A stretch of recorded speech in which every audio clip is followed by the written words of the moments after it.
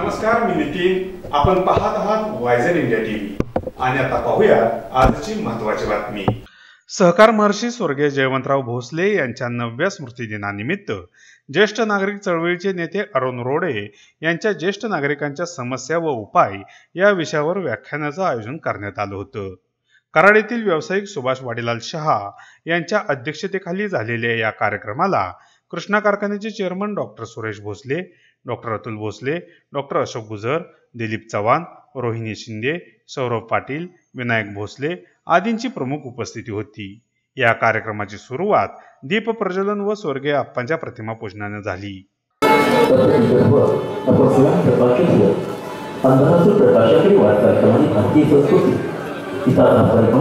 तुमच्या माझ्या मानवी जीवनात सांगता अप्पासाहेबांच्या विचार स्पर्शाने नाहीच झाला. तुमचं माझं जीवन प्रकाशमान झालं त्या अप्पासाहेबांच्या विचाराला होणारा मानवाला कशी असते दीप प्रकाश डॉक्टर अशोकराव गुजराबा माहिती चव्हाण लाख सलाम, लाख लाख सलाम.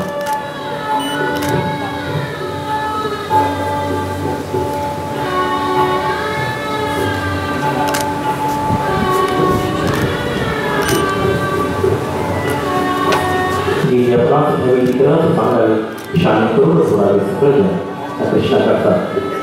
शेतकरी कष्ट कष्ट तरी ज्ञान दोष शांत करण्याचं काम अप्पासाहेबांनी केलं. 89 वर्षाच्या कारकिर्दी होती. त्यांच्या विचाराचा आधार या ठिकाणी आपण विनंती करतो. आपण अमृतराव कळपाटी सगळ्यांना आणि पाहुण्यांचा परिचय ठिकाणी संपादन करा. नमस्कार. माननीय अरुण रोडे साहेब हे अहमदनगर जिल्ह्यातील कुंतांबा गावचे भूमिपुत्र आहेत. अहमदनगर जिल्हा मध्यवर्ती सहकारी बँकेच्या जनरल मॅनेजर पदावरून ते सन 2003 साली सेवानिवृत्त झाले. अर्थशास्त्राचा गाढा अभ्यास असल्याने ते तज्ञ प्रशासक म्हणून आणि सेवाभावी व्यक्तीमुळे कर्तव्यदक्ष आणि सर्जनशील प्रशासक म्हणून जिल्हाभर ओळखले जातात. 41 वर्षाच्या नोकरीनंतर समाजसेवेच्या क्षेत्रात गेली 20 वर्ष ते कार्यरत आहेत.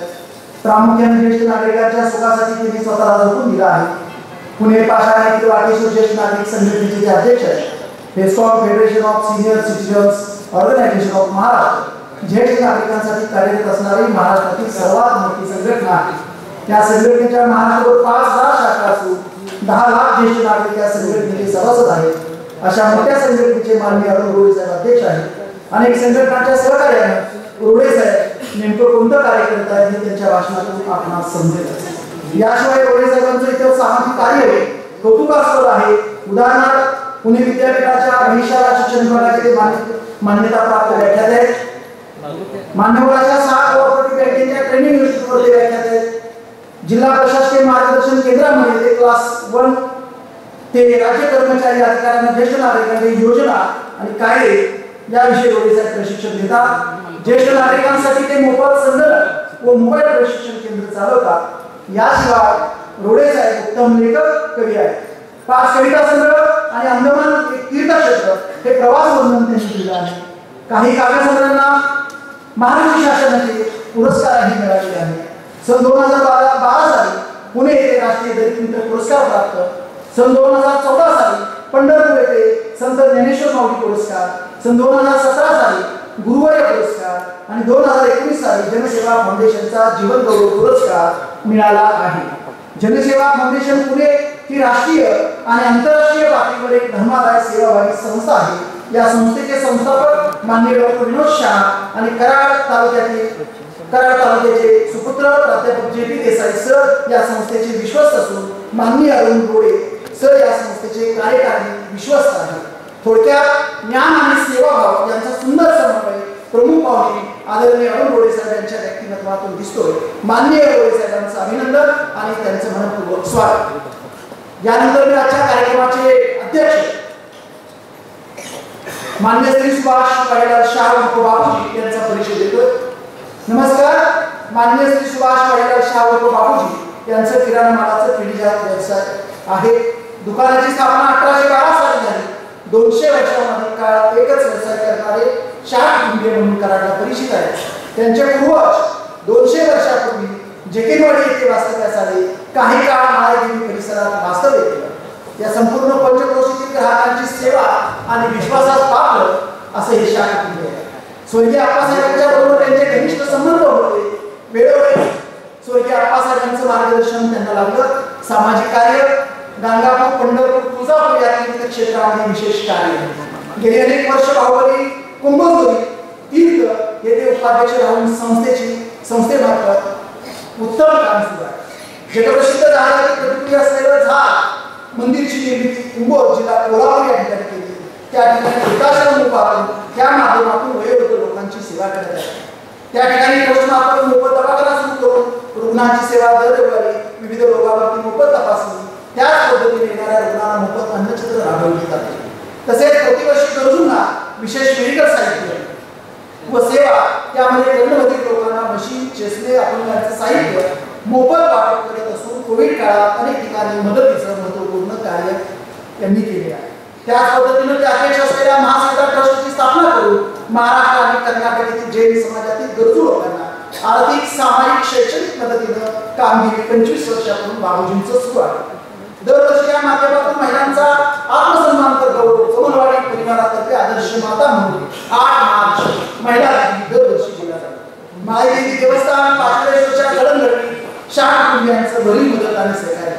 कराडमधील एक प्रतिक्रिया उद्योजक व व्यावसायिक म्हणून बाबूजींची ओळख आहे.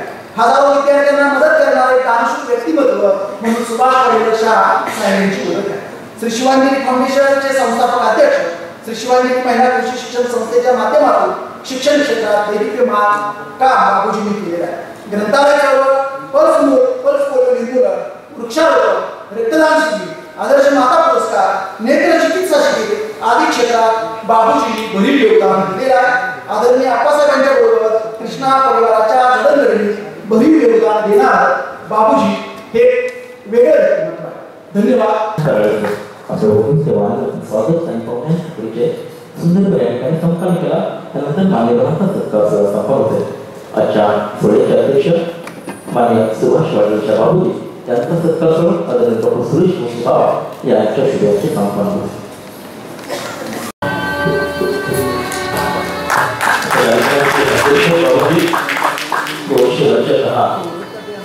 विचारांना आणि व्यवसायाच्या वार्तालावर त्याच्या कार्यक्रमाचे प्रमुख अतिथी, त्याचे प्रमुख व्याख्याते अरुण गोडे सर यांचा सत्कार करून आदरणीय डॉक्टर सुरेश मुंडे यांच्या शुभेच्छा संपन्न होते.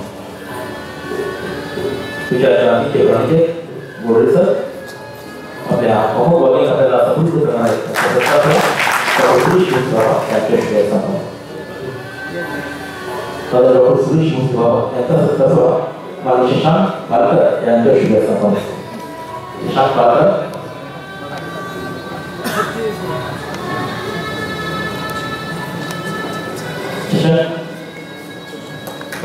पिढी पाडी कृष्णा यांचा सत्कार बाबांचा सत्कार करून शशांक पालकर यांच्या शुभेच्छा संपन्न होते.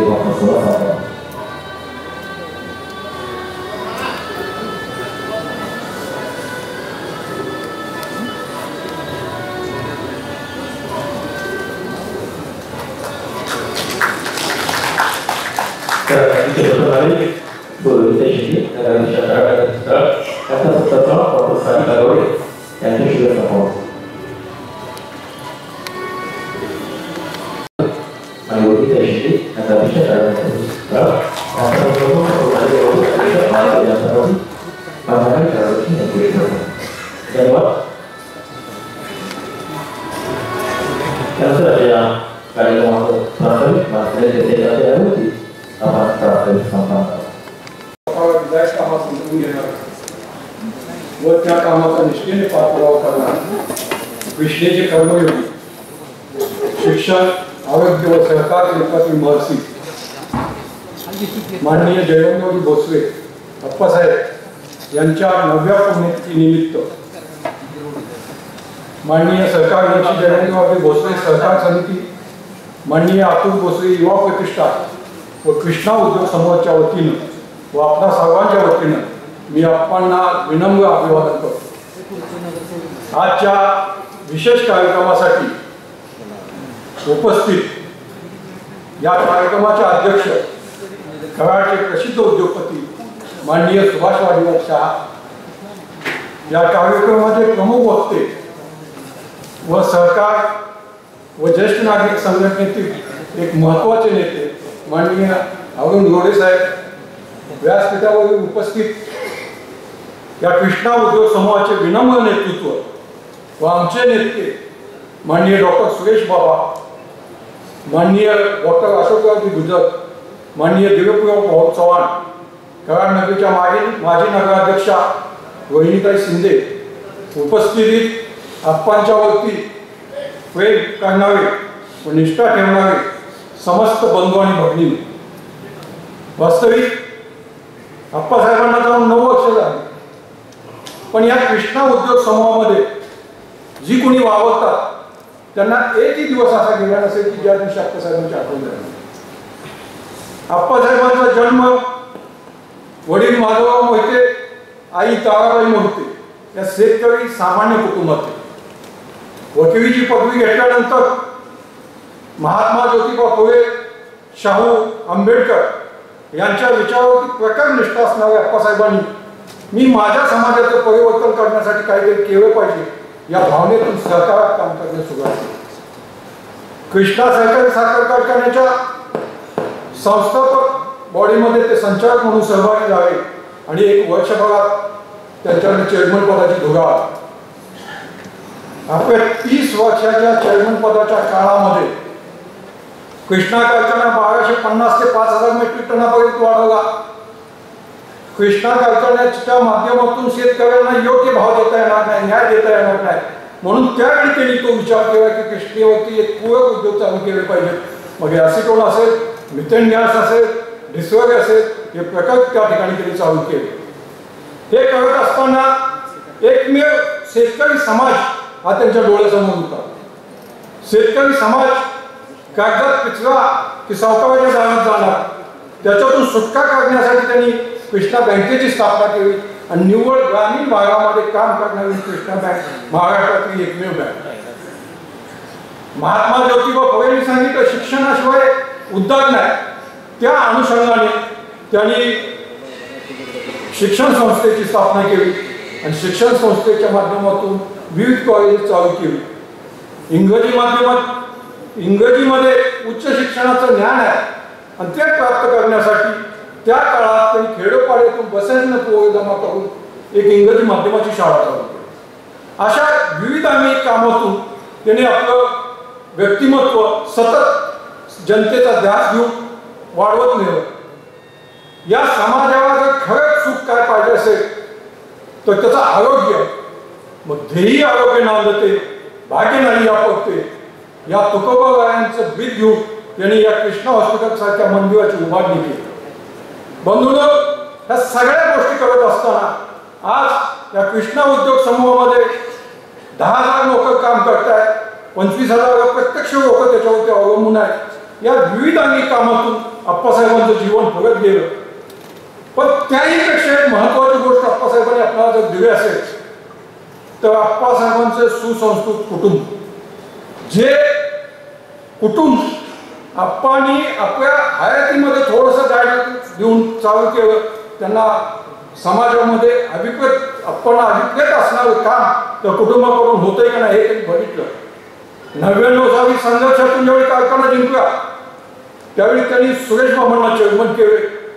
चेअरमनच्या बाजूला बसून सहकार काय असतो, कारखाना काय असतो, मी त्या बोर्डात संचालक होतो, त्यांनी बाबांना इत्यंभूत सगळ्या गोष्टी शिकवल्या आणि त्यातून पुढं जनतेचा कौल पुढे गेल्यानंतर घराचा संघर्ष मिटावा म्हणून बाबांनी जयवंत शुगरची निर्मिती केली आणि जयवंत शुगरच्या माध्यमातून त्यांनी सहकारी उद्योगात काम केलं आणि ज्यावेळी 2015 साली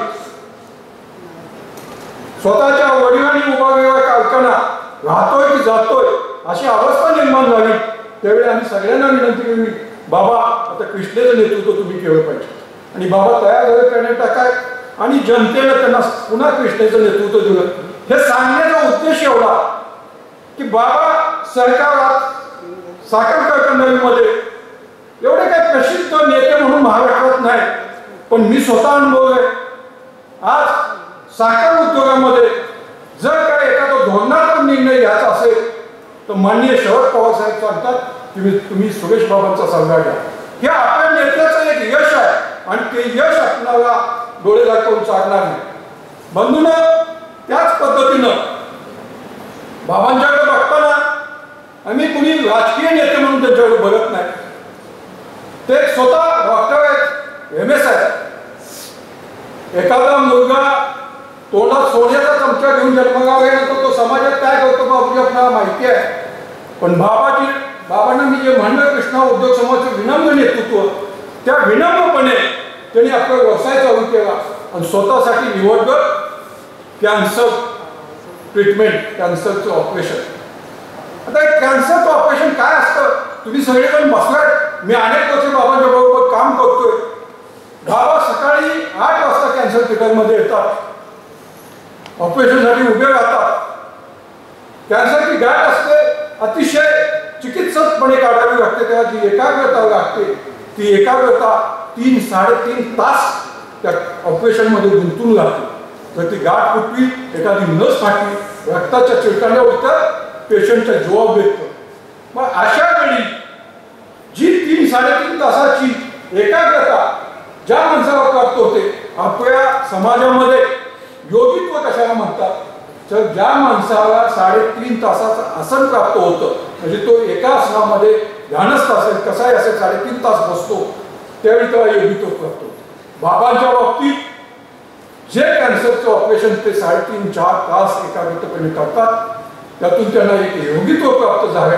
हा कृष्णा उद्योग समूहासाठी ते महान योग आहे असं म्हणलं तर वावरणार नाही. बंधूंनो, याही पुढे जाऊन मी आपल्याला सांगेन, कोरोनाने जगात उच्चार मांडला होता, देश हातपाय झाला होता, कुणालाही काय कळत नव्हतं की काय करावं काय नाही. बाबांनी काळाची पावलं ओळखली आणि कृष्णा हॉस्पिटल कोरोना युद्धासाठी सज्ज केलं. मी विशेषतः वैनी साहेबांना धन्यवाद देईन की अनेक डॉक्टर दवाखाने बंद करून घरात बसले होते, पण या कृष्णा उद्योग समूहामध्ये बाबांनी सेनापती म्हणून काम केलं. ते स्वतः ज्यावेळी फील्डवर उतरले त्यावेळी 100-150-200 स्टाफ त्यांच्या बरोबर दिवस रात्र काम करायला तयार झाला आणि ते काम करत असताना कोरोनाचं काम आपण जवळनं बघितले. आज 9,000 पेशंट कृष्णेमध्ये उपचार घेतले. ज्यावेळी पेशंट कृष्णेला ऍडमिट झाला त्यावेळी माणूस निश्चिंत झाला की आता माझा माणूस जगला. अशा अवस्थेमध्ये अनेक गोष्टी सांगण्यासारख्या आहेत. ज्या महिला बाळंतपणासाठी कृष्णेत आल्या की माता पॉझिटिव्ह, बाळ निगेटिव्ह, नुसतं जन्मावे बाळ मातेजवळ ठेवता येत नाही, तुझं संगोपन विशेष वार्डामध्ये त्यावर लागणारं 2 तासानंतरचं पिढी त्या आमच्या नर्सेस 2 तासानंतर त्या मातेला नाही दुसऱ्या मातेला सिमिलर तिच्याकडे न्यायचं, ते मुलाला पाजायचं, पुन्हा 2 तासानंतर तिथं आणून ठेवायचं. अशा शेकडो केसेस बाबांनी केल्या आणि त्यांना वाचवलं. बंधूंनो, कोरोनाच्या बाबतीत अशी अनेक उदाहरणं देता येतील. आणि परवा मी मागच्या शनिवारी जयंत पाटील साहेबांच्या कार्यक्रमाला गेलो. जयंत पाटील साहेबांनी ते कॅन्सर डिटेक्शन शिबिर होतं, 1,500 महिलांचं डिटेक्शन चालू होतं. त्यावेळी आपल्या भाषणात सांगितलं, संपूर्ण महाराष्ट्रात जर या कोरोनाचा गैरफायदा जर कुणी नसेल घेतला तर तो कृष्णा हॉस्पिटलने नाही घेतला. एवढ्या वाटत आपलं कृष्णा हॉस्पिटल. पण ही परंपरा अप्पासाहेबांनी आपल्याला दिली. त्यांचे नातू डॉक्टर अतुल बाबा एक उंच व्यक्तिमत्व आहे. समाजासाठी धडपडत काम करण्याची प्रबळ इच्छा आहे. कृष्णा बँकेसारखी बँक ते 15 वर्ष नेतृत्व करत आहे. जयवंतराव भोसले पतसंस्था आहे. अनेक शिक्षण क्षेत्रामध्ये ज्या काय त्रुटी होत्या किंवा आमच्याकडे कमतरता होती, इंडियन कॉलेज असेल, अन्य काही बाबी असतील, त्यांनी उभ्या केल्या. मी तर म्हणेन अतुल बाबांनी आपल्या राजकीय काळात विशेषतः त्याच्या भोवतीनं त्यांच्या बरोबर काम करणाऱ्या लोकांना त्यांच्या गरजेपेक्षा जास्त दिवस आणि ते अभिन्न झालं म्हणून अतुल बाबांना काही वेळेला अपयशाचा सामना करावा लागला. ही गोष्ट तुम्ही आम्ही सगळ्यांनी जर लक्षात घेतली तर दैनंदिन जीवनात भोसलेकडून वहिनी साहेब असतील, विनोबाबा असतील, अनेक सकाळ उठल्यापासून संध्याकाळपर्यंत हॉस्पिटल, शिक्षण, कुठलीही गोष्ट 5 वर्ष या माणसांना लोक चैन पडून देत नाहीत आणि वेळ आली की आपण पाठीमागे सोडतो. ही खरी म्हणजे आप्पासाहेबांच्या विचाराची प्राधान्य आहे आणि कुठंतरी आपण कृतज्ञ राहिलं पाहिजे, या कुटुंबाशी प्रामाणिक राहिलं पाहिजे आणि ते प्रामाणिक ह्या कुटुंबाला शक्ती दिली पाहिजे. उद्याच्या भविष्यात अतुलबाबांना शक्ती दिली पाहिजे. बाबांना, विनोबाबांना, त्यांच्या कुटुंबाच्या पाठीशी आपण आप्पासाहेबांच्या विचारावर निष्ठा ठेवून ठामपणे उभं राहिलं पाहिजे. त्याच्यात आपलं कल्याण आहे, जनतेचं कल्याण आहे आणि ते कल्याण साधण्यासाठी आपण ते कटिबद्ध राहूया. पुन्हा एकदा आप्पांच्या स्मृतीस विनम्र अभिवादन करून थांबतो. जय हिंद, जय महाराष्ट्र. धन्यवाद तात्या. आपल्या प्रत्येक शब्दात आप्पासाहेबांच्या विचारात ह्याच्या आणि भोसले कुटुंबियांना समाजासाठी दिलेले योगदान. धन्यवाद. त्यानंतर आपल्या सर्वांचे नेते सेकंद संजीव नेतृत्व डॉक्टर सुरेश भोसले बाबा आपल्याला संबोधित करतात. कार्यक्रमाचे अध्यक्ष माननीय शहासाहेब, माननीय रोडे साहेब, माननीय गुजर साहेब, माननीय दिलीप भाऊ, माननीय रोहिणीताई, इथं उपस्थित सर्व विश्वस्त, सर्व संस्थेचे संचालक, बंधू आणि भगिनी, आज हा कार्यक्रम आपण वर्षाला ह्या कारणाने घेत असतो. जे काही ह्या कृष्णाच्या परिसरामध्ये काम सुरू राहिलं, जे आप्पांनी भाऊंनी ज्याला चालना दिली सुरुवातीला, ते काम आपण करतोय की नाही ह्याचं थोडंसं आपणच आत्मपरीक्षण करावं, आपणच त्याच्यामध्ये सुधारणा कशी होईल हे बघावं. आणि हे काम कधी संपत नसतं. विकासाचं काम, समाजाचं काम कधी संपत नसतं. ते अधिक चांगल्या पद्धतीनं कसं करता यावं याच्यासाठी आपण सगळे ज्यावेळेला बोलतो त्यावेळेला ह्याला सगळ्याला चालना मिळत असते. तुम्ही जर पाहिलं तर ह्या कृष्णेच्या परिसरामध्ये जो विचार पहिल्यांदा आला स्वातंत्र्यानंतर, आणि हा परिसर असा आहे की हा चव्हाण साहेबांचा परिसर आहे. ह्याच भागामध्ये आप्पांच्या सारखे, भाऊंच्या सारखे, पीडी साहेबांच्या सारखे, शेजारी वसंतराव दादांच्या सारखे, राजाराम बापू पाटील यांच्यासारखे हे अनेक दृष्टी नेते ह्या भागात तयार झाले.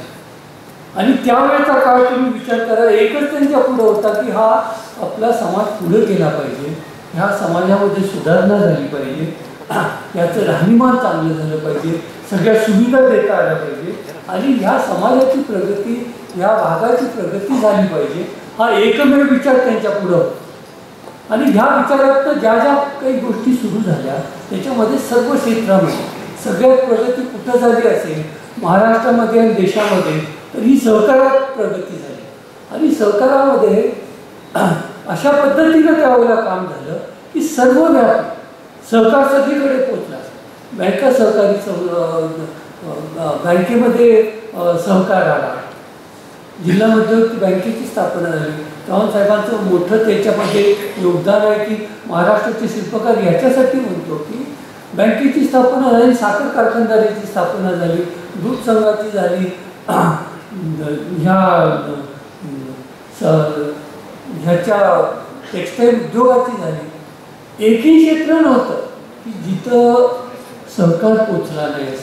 आणि खाली अगदी गावातल्या विकास सोसायटीपासनं, पतसंस्थेपासनं एक सहकारमय जीवन झालं आणि सहकारामध्येच आपली प्रगती या भागामध्ये तुम्हाला दिसते. पण सहकारामध्ये सगळ्या ठिकाणी आपण पोचू शकलो नाही. जिथं जिथं कमतरता झाली त्याचा विचार केला. सहकारामध्ये पाणी पुरवठा संस्था सुद्धा सुरू झाल्या. पाणी पुरवठा सुरू झाल्यामध्ये या विभागामध्ये तुम्ही बघा, नदीकाठची गावं सोडली तर जो आपला भाग आहे सातारा, सांगली, कोल्हापूर ही अशी जिल्हे आहेत की त्याच्यात एक एकरभर जमीन सुद्धा आपण जिराईत ठेवली नाही असे आपले जिल्हे तयार झाले. आणि त्याच्यातनं शेती व्यवसायाला, आपल्या व्यवसायाला मोठी चालना आणि प्रगती मिळाली. आणि त्याच्यात सगळ्यात जास्त आपली प्रगती कुठे होऊ शकली तर कारखानदारीत न होते म्हणून साखर कारखानदारी इथं वाढली. इथं आता प्रत्येक 15 किलोमीटरवर या तिन्ही जिल्ह्यामध्ये कारखाना आहे. आता जागा शिल्लक नाही कारखाना काढायला, इतकी कारखान्याची प्रगती झाली. पण त्याची चालना ही ह्या आपल्या पूर्वजांच्याकडनं मिळाली हे आपल्याला विसरून चालणार नाही. आणि त्याच्याबरोबर जे जे क्षेत्र आपल्याला मागं पडेल असं वाटत होतं, त्याच्या ज्यांना दृष्टी होती त्यांनी शिक्षणाकडे लक्ष दिलं. आणि म्हणून आप्पांच्याकडनं सुद्धा शेतकरी शिक्षण प्रसारक मंडळ पहिली जी संस्था चालू झाली ती 1964 साली चालू झाली. म्हणजे त्यावेळेला शिक्षण संस्था सुरू करायच्या, मुलं शिकली पाहिजे, पुढचं आपलं भवितव्य शिक्षणावर आहे हा विचार त्यावेळेला. आणि त्यावेळेला कसली सुविधा नव्हती. आमच्याकडे पहिली जी 300 मुलं शाळेमध्ये आपण घेतली त्यांना तिथं राहण्याची गुरुकुल असतं तसं केलं होतं. तिथं हॉस्टेलमध्ये राहायचं, त्यांना थोडीशी जमीन दिली, त्याच्यामध्ये त्यांनी आपलं अन्नधान्य त्यांनी पिकवायचं आपल्याला खाण्यासाठी आणि शिक्षण घ्यायचं. अशी 300 मुलं तिथं हॉस्टेलमध्ये पहिल्यांदा अनेक वर्ष म्हणजे सगळं तिथं संगोपन त्यांचं होईल असं सुरुवात झालेली होती त्या शेतकरी शिक्षण प्रसारक मंडळाची. मग हळूहळू व्यावसायिक शिक्षण तिथं मिळू लागलं. आपणच्याकडे अनेक लोकांनी आपण असा विचार केला त्यावेळेला की व्यावसायिकदृष्ट्या सायन्स अँड कॉमर्स कॉलेज, पहिल्यांदा सायन्स कॉलेज नंतर कॉमर्स कॉलेज, आणि त्यावेळेला आपण वाटत होतं की आर्ट्स कॉलेज सुरू करून काही उपयोग नाही, कारण त्याच्यातनं पुन्हा जे आमचे ग्रॅज्युएट झाले त्यांना नोकरी मिळत नाही. परंतु लोकांनी म्हटलं की हे अनेक लोकांचं असं आपण म्हणत होतो की आर्ट्स कॉलेजसुद्धा सुरू व्हायला पाहिजे. छोट्या छोट्या कल्पना आहेत त्या सांगतो की याच्यासाठी करायचं की मुली तिथं शिक आणि घर सुशिक्षित झालं तर ती खरं म्हणजे त्या कुटुंबाची प्रगती होती, समाजाची प्रगती होती. म्हणून ही साक्षरता आली पाहिजे. याच्यासाठी आर्ट्स कॉलेजसुद्धा सुरू झालं. पहिल्यांदा आर्ट्स सायन्स कॉमर्स कॉलेज सगळ्या शाळा ह्या सुरू झाल्या. आणि तुम्हाला आश्चर्याची गोष्ट सांगतो, आजही महिलांच्या बाबतीत ज्यावेळेला आपण बोलतो आणि शिक्षणाबद्दल बोलतो, 2018 साली मी एक सर्वे करायला घेतला सातारा जिल्ह्यात. तर आम्हाला आरोग्याचं शेवटच्या माणसापर्यंत पोचवायची म्हणलं ठीक आहे, कृष्णा चॅरिटेबल ट्रस्ट तिथं सुरू झाला, अनेक लोकांना 2-3 जिल्ह्यातल्या लोकांना तिथं सोय होते. पण काय परिस्थिती आहे आपल्या याच्यामध्ये, किती आपल्याला काम करायला पाहिजे. मग आम्ही सर्वे केला सातारा जिल्ह्याचा. सातारा जिल्ह्याचा अनेक लोकांना माहिती नाही आहे. 2018 सालच्या आता तिघं जाता थोडेसे बदलले असतील. इथं लोकसंख्या सर्वसाधारण 30 ते 31 लाखाची लोकसंख्या आहे आपल्या जिल्ह्यात. आणि त्या सर्वेमध्ये असं दिसलं की पुरुषांची संख्या सर्वसाधारण 15 लाख, 15.25 लाख आहे आणि महिलांची संख्या 14,90,000 जवळपास आहे. म्हणजे थोडेसे पुरुष जास्त आहेत, थोडेसे महिला कमी आहेत. त्याच्यामध्ये एक असं लक्षात आलं की शिक्षणाची काय परिस्थिती आहे, तर साक्षरता आपल्या जिल्ह्याची 80%पेक्षा जास्त आहे. साक्षर आहेत सगळे. पण शिक्षण किती झालं आहे तर महिलांच्यामध्ये, कारण तिथं ते आरोग्याचं काम करायचं होतं, असं लक्षात आलं की सलग 10 वर्ष जे शालेय शिक्षण असतं म्हणजे कमीत कमी 10 वर्ष, ते फक्त 35% महिलांना मिळालं. महिला साक्षर झाल्या आहेत, शिक्षण घेतलं आहे, पण सलग 10 वर्ष हे शालेय शिक्षण मिळायचं हे फक्त 35% महिलांना मिळू शकतं. म्हणजे अजून आपण किती पाठीमागं आहोत. खऱ्या अर्थानं आपण शिक्षित झालो का, खऱ्या अर्थानं शिक्षणाचा प्रसार झाला का, खऱ्या अर्थानं आपण ज्यावेळेला महिला सबलीकरण म्हणतो हे स्वतःच्या पायावर या महिला उभा राहू शकतात का, त्या महिला आपला स्वतःचा व्यवसाय करू शकतात का पुढं, हा सगळा ज्यावेळेला प्रश्न येतो त्यावेळेला अजून किती अपूर्ण काम आहे हे आपल्या लक्षात येतं. म्हणून अजून प्रवास हा सामाजिक कार्याचा खूप लांबचा आहे, खूप मोठा आहे. आणि सामाजिक कार्यामध्ये आपल्याला फारशी राजकारणाची जोड करता येत नाही. नेहमी सगळ्यांना असं वाटतं की आपण सामाजिक कार्य केलं की आपोआप त्याच्यापासून आपल्याला राजकीय हे सुद्धा आपलं काम होईल असा विचार करून चालत नाही. सामाजिक कार्य करताना त्याच्यातनं आपल्याला पूर्ण जोखून घ्यायचं आहे, त्याच्यातनं काही आपल्याला राजकीय लाभ होईल असा जर विचार आपण करत राहिलो तर मग सामाजिक कार्यसुद्धा ज्या पद्धतीनं झालं पाहिजे ते आपल्याकडनं होणार नाही.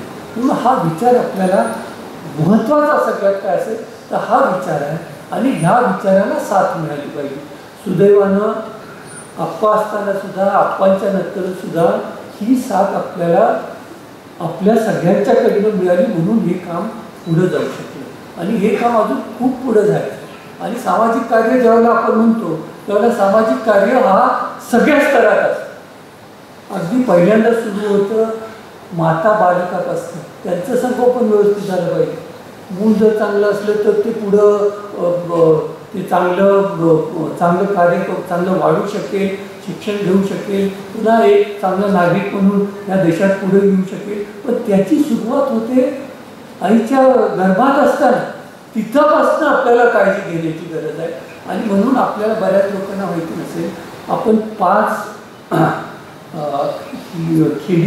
खेडेगाव आपण दत्तक घेतली. आता दत्तक घेतली म्हणजे काय, त्याची सुरुवात आपल्या भागातलीच घेतली आहे. शेनोली हे आणि 1-2 गावं, जुळेवाडी, गोंदी अशी ही जवळची गावं आहेत आणि खूप 5 गावं घेतली. तिथं काय करायचं आपल्याला, तर सामाजिक कार्यामध्ये 2 गोष्टी असतात. एक व्यक्तीचा विकास असतो. आता व्यक्तीच्या विकासामध्ये काय आहे, तर व्यक्तीच्या विकासामध्ये जे तरुण आहेत, जी मुलं शाळेला जातात, सगळ्या मुलांना शिक्षण मिळतं का नाही, तिथून सुरुवात होते. त्याच्यानंतर काय होतं, त्याच्यानंतर जो तरुण जो ग्रॅज्युएट होतो त्याला संधी मिळाली पाहिजे. पहिल्यांदा त्याला शिक्षणाची संधी मिळाली पाहिजे, त्याचं कॉलेजचं शिक्षण झालं पाहिजे, व्यावसायिक शिक्षण झालं पाहिजे आणि पुन्हा त्याला नोकरी उपलब्ध झाली पाहिजे. हा तो सामाजिक कार्याचा महत्त्वाचा विकास आहे आणि हे आपल्याला किती करता येईल हे बघायचं आहे. त्याच्यानंतर ज्यांना व्यवसाय करता येईल त्या व्यवसायाला चालना मिळाली पाहिजे. त्याच्यासाठी अनेक ज्या संस्था त्याला जे पाठबळ मिळालं पाहिजे ते करायला त्यासुद्धा उपलब्ध करून दिलं. उदाहरणार्थ बँक संस्था या कशासाठी आहे, तुम्हाला तुमच्या व्यवसायात मदत करण्यासाठी. हे इन्फ्रास्ट्रक्चर आपल्याला तयार करायला लागतं. सुदैवानं ते आपल्याकडे तयार झालं आणि त्याच्यानंतर महत्त्वाचं काम जे आता रोडे साहेब करतात हे सगळ्यात महत्त्वाचं काम आहे. आणि लक्षात घ्या की आज आपल्या देशामध्ये जे वयोवृद्ध आहेत त्यांच्यासाठी कुठलीही व्यवस्था कुठल्याही स्तरावर नाही, म्हणजे सामाजिक स्तरावर सुद्धा नाही आणि सरकारी स्तरावर सुद्धा नाही.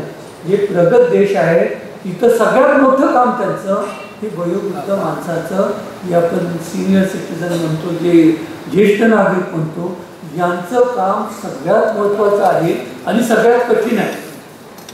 आणि तुम्हाला आश्चर्य वाटेल की याच्यावर सगळ्यात उदाहरण एका दुसऱ्या देशाचं देतो तुम्हाला. सगळ्यात जास्त खर्च हा ज्येष्ठ नागरिकावर होतो आणि ज्या वेळेला देशाचं बजेट त्यांनी विचार करतात सगळ्यात जास्त ह्या लोकांच्यासाठी तरतूद केलेली असते, तर त्या देशामध्ये त्या ज्येष्ठ नागरिकांची संख्याच तेवढी असते. आपल्या देशामध्ये अजून तरुणांची संख्या जास्त, मग अजून आपल्याला त्याचा फायदा कसा घेता यावा हा आपल्या देशात विचार आहे. पण पुढचा जर विचार आज नाही केला तर आपल्याला खऱ्या अर्थानं सामाजिक विकास करताना याचा विचार करावा.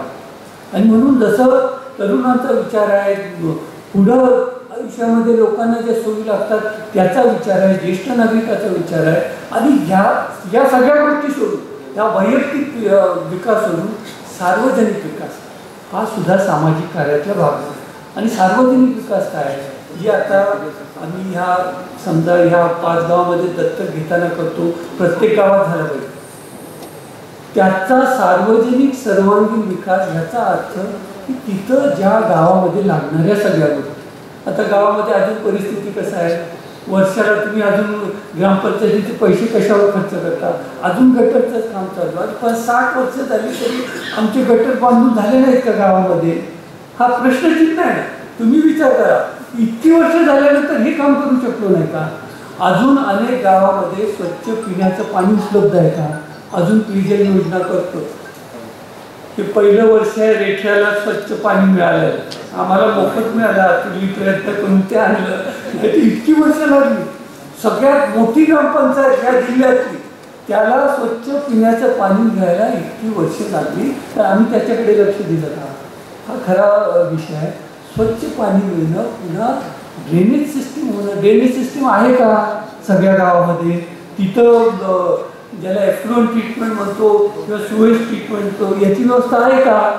आपण किती प्रगती केली आहे म्हणायचं की सार्वजनिकदृष्ट्या हे जे कार्य आहे हे आपल्याकडनं झाले का? आणि तो करण्याचा प्रयत्न आपण करतोय. ह्या 2 गावामध्ये त्याच्यातल्या म्हणजे माहितीसाठी सांगतो, आता गुजरदादा पण इथं आहे, आपण सौरभदादा तुम्ही इथं आहे, की आम्ही 2 गावामध्ये लो कॉस्ट म्हणजे कमी किमतीचे सुएज ट्रीटमेंट प्लांट तयार, सगळं ड्रेनेज घेतलं, अगदी कमी किमतीमध्ये केलेलं आहे. आणि आत्ता तर ह्या घटनेला ते सक्सेसफुल झालेत असं आमचं मत आहे की हे मॉडेल सगळीकडं सगळ्या गावामध्ये करता येईल. फक्त ड्रेनेज एके ठिकाणी आणावं लागेल तुम्हाला, त्याशिवाय होणार नाही. आणि मग नदीमध्ये जो शेवटी आपलं ड्रेनेज कुठं जातं, नदीमध्ये जातं, हे मोठं काम आपल्याकडनं होणं गरजेचं आहे. पिण्याचं पाणी जसं उपलब्ध पाहिजे तसं ही सुएज ट्रीटमेंटसुद्धा प्रत्येक गावामध्ये याचा म्हणजे विल्हेवाट ह्याची व्यवस्थित झाली पाहिजे. त्याच्याबरोबर कचरा आहे. आता कराड शहरामध्ये नगराध्यक्ष बसलाय, तुम्ही बसलाय, ओला कचरा आहे, सुका कचरा आहे, त्याचं तुम्ही विभागन करता, त्याचं डिस्पोजल करता, हे सुद्धा प्रत्येक गावामध्ये झालं पाहिजे. ह्या 5 गावामध्ये आता आम्ही करायला लागणार की याच्यामध्ये जे तुम्ही नगरपालिकेत करतात, गाव लेवलला हे थोडंसं अवघड असतं, याच्यात नागरिकांचं खूप सहकार्य लागतं. तरी हे सगळं आपल्याला करून द्यायचं आहे. त्याचं म्हणजे डिस्पोजल पुढं आपल्याला करता येईल. पण ह्या ज्या सार्वजनिक सगळ्या गोष्टी आहेत हे होणंच गरजेचं आहे. गावातले रस्ते आहेत, पाणंद रस्ते आहेत, अजून चिखल होतोय, अजूनही बऱ्याच वेळेला पाऊस पडला की आमचा ऊस पण निघत नाही. अजून खूप काम आहे. हे सगळं कामसुद्धा अजून आपल्या इथं झालेलं नाही. हे सगळं काम होणं गरजेचं आहे. आणि म्हणून गाव लेवलला सुद्धा जे व्यवस्थापन आहे हे बळकट झालं पाहिजे. आज ही परिस्थिती कसं आहे, अजूनही लाईट बिलापर्यंतच आपण अडकलेलो असतो. ग्रामपंचायतीकडे पैसे किती आहेत, कामगार किती आहेत त्यांच्याकडे, कामगारांचा पगार वेळेत होऊ शकतो का, किती कामगार तुम्ही नेमू शकता, हे तुम्ही प्रत्येक आता तुम्ही इथं आहेत सगळे नेते मंडळीच आहे, बरेचसे इथं नगरसेवक असणार आहेत, इथं ग्रामपंचायत सदस्य असणार आहेत. तुम्हाला माहिती आहे की गावाला काय परिस्थिती आणि ही सुधारायची. एकदा आपण त्याला टाइमलाईन ठरवलं पाहिजे, मुदत किती वर्ष लागणार आहे तेव्हा आहे आपण ठरवलं पाहिजे. आपल्या गावात इतक्या वेळेत हे काम झालं पाहिजे. हे सगळं असा विचार ज्यावेळेला करू त्यावेळेला खऱ्या अर्थानं आपण पुढं ह्या सार्वजनिक कामामध्ये सुद्धा हे काम सुद्धा समाजाचं काम आहे, हे पुढं आपण नेलं पाहिजे. आधी असं परिस्थिती आहे, तुम्हाला माहिती आहे की गावातलं इलेक्शन झालं की सोसायटी असेल, ग्रामपंचायत असेल, मोठं प्रतिष्ठेचं इलेक्शन. आता आमच्या गावात सुद्धा आम्हाला काही फार चांगला अनुभव नाही आहे. मोठं इलेक्शन आमचं सगळं होतं आणि परत हे मीटिंगला सुद्धा हजर नसतात आमच्या ग्रामपंचायत. ही काय परिस्थिती आहे. सगळ्यांना बोलून सांगितलं, ज्या वेळेला लोक तुम्हाला एवढा विश्वास देतात, तुम्हाला तिथं कामासाठी निवडून देतात, तर तुमचं कर्तव्य तुम्ही केलं पाहिजे. आता ही कर्तव्याची भावना सगळ्या सोसायटी असेल, ग्रामपंचायत असेल, या गाव लेवलच्या संस्था आहेत, इथं येणं गरजेचं आहे. आणि ते ज्या वेळेला येईल तुम्हाला गावाची परिस्थिती आपोआप तुम्हाला पुढं गेलेली दिसेल. राजकारण तेवढ्याच पुरतं असतं, ते राजकारण संपल्यानंतर सगळ्यांच्यासाठी काम करायचं असतं. आणि ही भावना सहकारामध्ये पूर्वी होती. पक्षाच्या कृष्णेमध्ये सुद्धा इलेक्शन्स कमी झाले आपांच्या वेळेला, पण ज्या वेळेला झाले त्यावेळेला दुसऱ्या दिवशी सगळे एकत्रित काम करत होते. आणि तशी परिस्थिती सहकारामध्ये सार्वजनिक कामामध्ये येणं गरजेचं आहे, हे लक्षात घ्यायचं. आणि म्हणून आपल्याला इथून पुढच्या काळामध्ये आता मी जास्त वेळ घेत नाही, आपल्याला प्रमुख पाहुणे त्यांचं आपल्याला मार्गदर्शन होणं गरजेचं आहे. आणि मोठ्या प्रमाणात ते जे काम करतात आपल्या भागामध्ये सुद्धा आजही वृद्धाश्रम हे नाही आणि तशी व्यवस्था तयार करणं सुद्धा मोठं कठीण आहे. पण त्याची सुरुवात कुठंतरी करणं गरजेचं आहे. आणि ती कशी करायची, काय करायची, आता बऱ्याच वेळेला याची आपली सुद्धा चर्चा होत असते. पण ते चालवणं, त्याचं व्यवस्थापन कसं करणं, त्याला शहरामध्ये हे आपल्यापेक्षा थोडंसं शक्य आहे, कारण त्यांच्याकडे पैसे उपलब्ध असतात.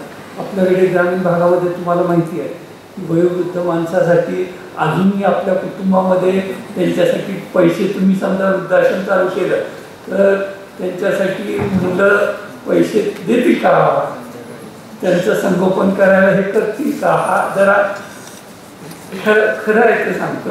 हे थोडी मानसिकतेमध्ये बदल करायला पाहिजे. हे होईल का त्यांच्याकडनं, हे थोडासा हा प्रश्न आहे. पण समाज प्रबोधनातनं आपण ज्यावेळेला हा प्रयत्न करू त्यावेळेला सुरुवात होईल. निश्चित ह्याला सुद्धा आपली सगळ्यांची साथ मिळेल अशी माझी खात्री आहे. आता जास्त आपला वेळ घेत नाही, तिथं आपण सगळे जमणार. हे कार्य करण्यामध्ये आपल्या सगळ्यांची साथ होत राहिलेली आहे, इथून पुढं व्हायची आहे. मी तुम्हाला सांगितलं तसं आपलं काम खूप अपूर्ण आहे.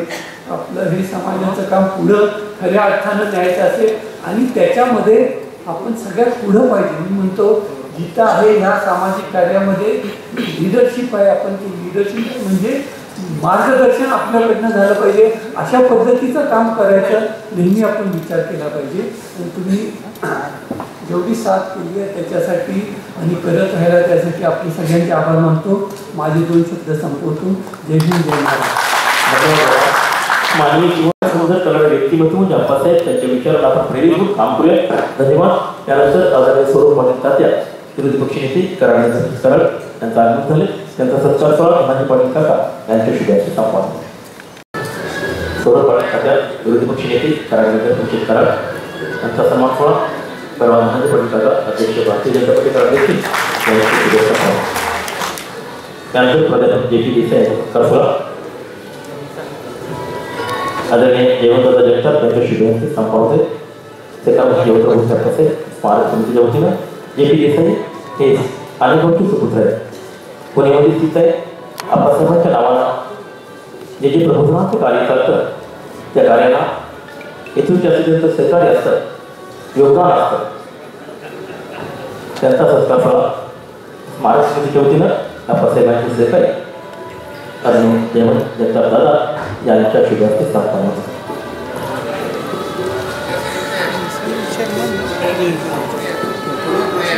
प्रबोधन कार्याला सातत्यानं देसाई सरांचं सहकार्य असतं. आप्पासाहेबांवर प्रेम करणारे व्यक्तिमत्व म्हणजे JP देसाई. त्यांचा सन्मान जयवंतदादांच्या शुभार्थी संपन्न. त्यानंतर रोहित सरांचे अभियानाचे आहेत.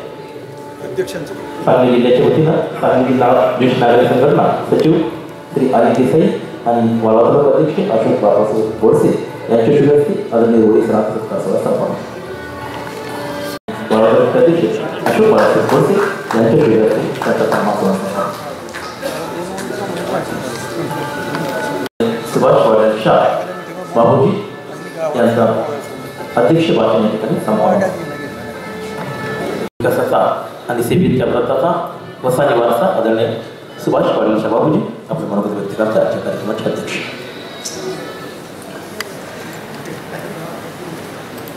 वटवृक्षाच्या पारंब्या मोजायच्या नसतात, त्याच्या सावलीचा आकार मापायचा नसतो, त्याच्या उंचीचा त्याच्या छायेत असतो.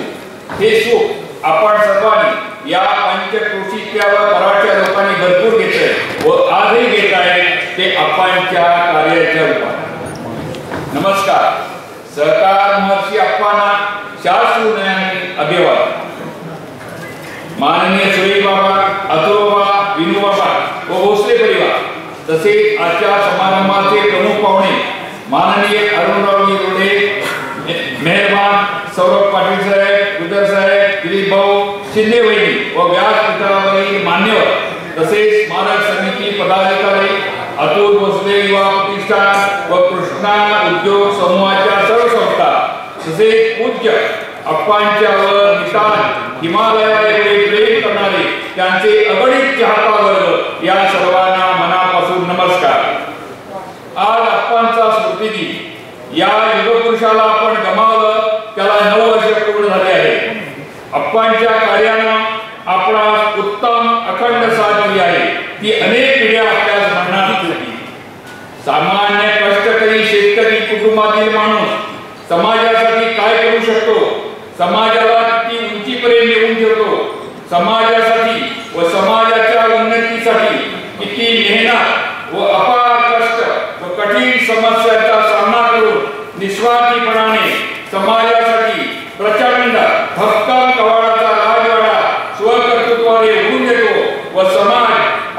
सुख शिखरावर नेऊन समाधानाने आनंदाने तृप्त मनाने भेट देतो असा हा आपला कृष्णाकडचा लोकरूप सहकार महर्षी जयवंतराव अप्पा यांना आज दिवाण मानाचा मुलगा व त्यांनी केलेल्या कार्यास सलाम.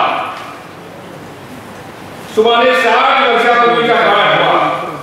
18 विश्वे दारिद्र्यात आपण वावरत होतो. शेतात आधुनिक साधने नव्हती.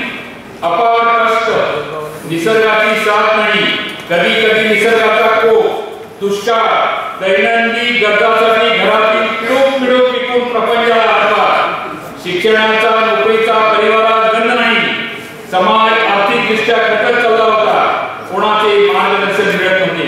घरातील लग्न वगैरे प्रसंगात कर्जाचा विकडा, प्रसंगी काढी मोलदाराने जमिनी घरे विकून संपवली. हे सर्व अप्पाने जवळून पाहिलं व या दुर्बल समाजासाठी आपण सहकारामार्फत काहीतरी करायला हवं असं त्यांना वाटलं. ही दुःखाची कष्टाची खंत त्यांना सलत होती. आपण समाजासाठी, आपल्या भागातील शेतकऱ्यांसाठी काहीतरी करावे असे त्यांना वाटू लागले. मन स्वस्थ बसू देत नव्हतं. आपल्या शिक्षणाचा फायदा आपण नोकरीसाठी न करता समाजाच्या उत्कर्षासाठी करूया हे त्यांनी ठरवलं व सुमारे 60 वर्षापूर्वी त्यांनी कृष्णा कारखाना शेतकऱ्यासाठी सहकारातून उभा केला. अपार कष्ट सोसलं. कारखाना उभा करताना प्रचंड अडचणी, विरोधात त्यांचा सामना, या सर्वांवर अप्पांनी मात केली. आई वडिलांची पुण्याई काढण्यानी आणि अप्पांनी हे शिवधनुष्य केलं. नुसतं पेलं नाही तर ते यशस्वी केलं. स्वयंवर जिंकलं. रस्त्यावर येणारे सर्व स्पीड ब्रेकर, संकटे पार करून अभियान यशस्वी केलं आणि कारखाना उभा केला. रात्रंदिवस मेहनत केली. सहकाराची जोड मिळाली. जीवनात सकारात्मक विचाराची अप्पांनी सवय केली. आपण सर्व शेतकरी बंधूंनी अप्पांचेवर प्रचंड विश्वास दाखविला. निस्वार्थी उत्तम मित्राची साथ, त्यामुळे कारखाना उत्तम चालला. आपल्या शेतातील साखर आपण खाऊ लागलो. अप्पांनी सतत 30 वर्षे चेअरमन पद सांभाळले. त्यामुळे हजारो टनापर्यंत गाळपाची क्षमता झाली. जवळजवळ 2 लाख एकर जमीन पाण्याखाली आली. उसाला भरपूर दर मिळाला. शेतकरी आनंदी झाला. हजारो कुटुंबांना रोजगार मिळाला. अनेक घरातील चुली सतत पेटू लागल्या. कष्टकरी शेतकरी माणूस आनंदी झाला. घरात समाधान राहू लागले. मुले शिकू लागली. घराची गाडगुडी झाली. सायकलवरून मोटारसायकल, नंतर 4 चाकी घरात आली. प्रसंगी छपराची घरे बंगल्यात बदलली. सामान्य आपला माणूस परम सुखी झाला. हातात पैसा मिळू लागला. सर्व भाग समृद्ध झाला. हे सर्व समाधान पाहिलं की अप्पांना आपल्या कर्तव्याचं, कामाचं सार्थक झाल्याचा आनंद होता. गरिबांच्या चेहऱ्यावरचं हास्य त्याला लाख भक्तीचं बळ देऊन जात असे. अप्पा यातून दृष्टे समाज सुधारणारे जीवन धन्य. अप्पांची घोडदौड पुढे चालू होती.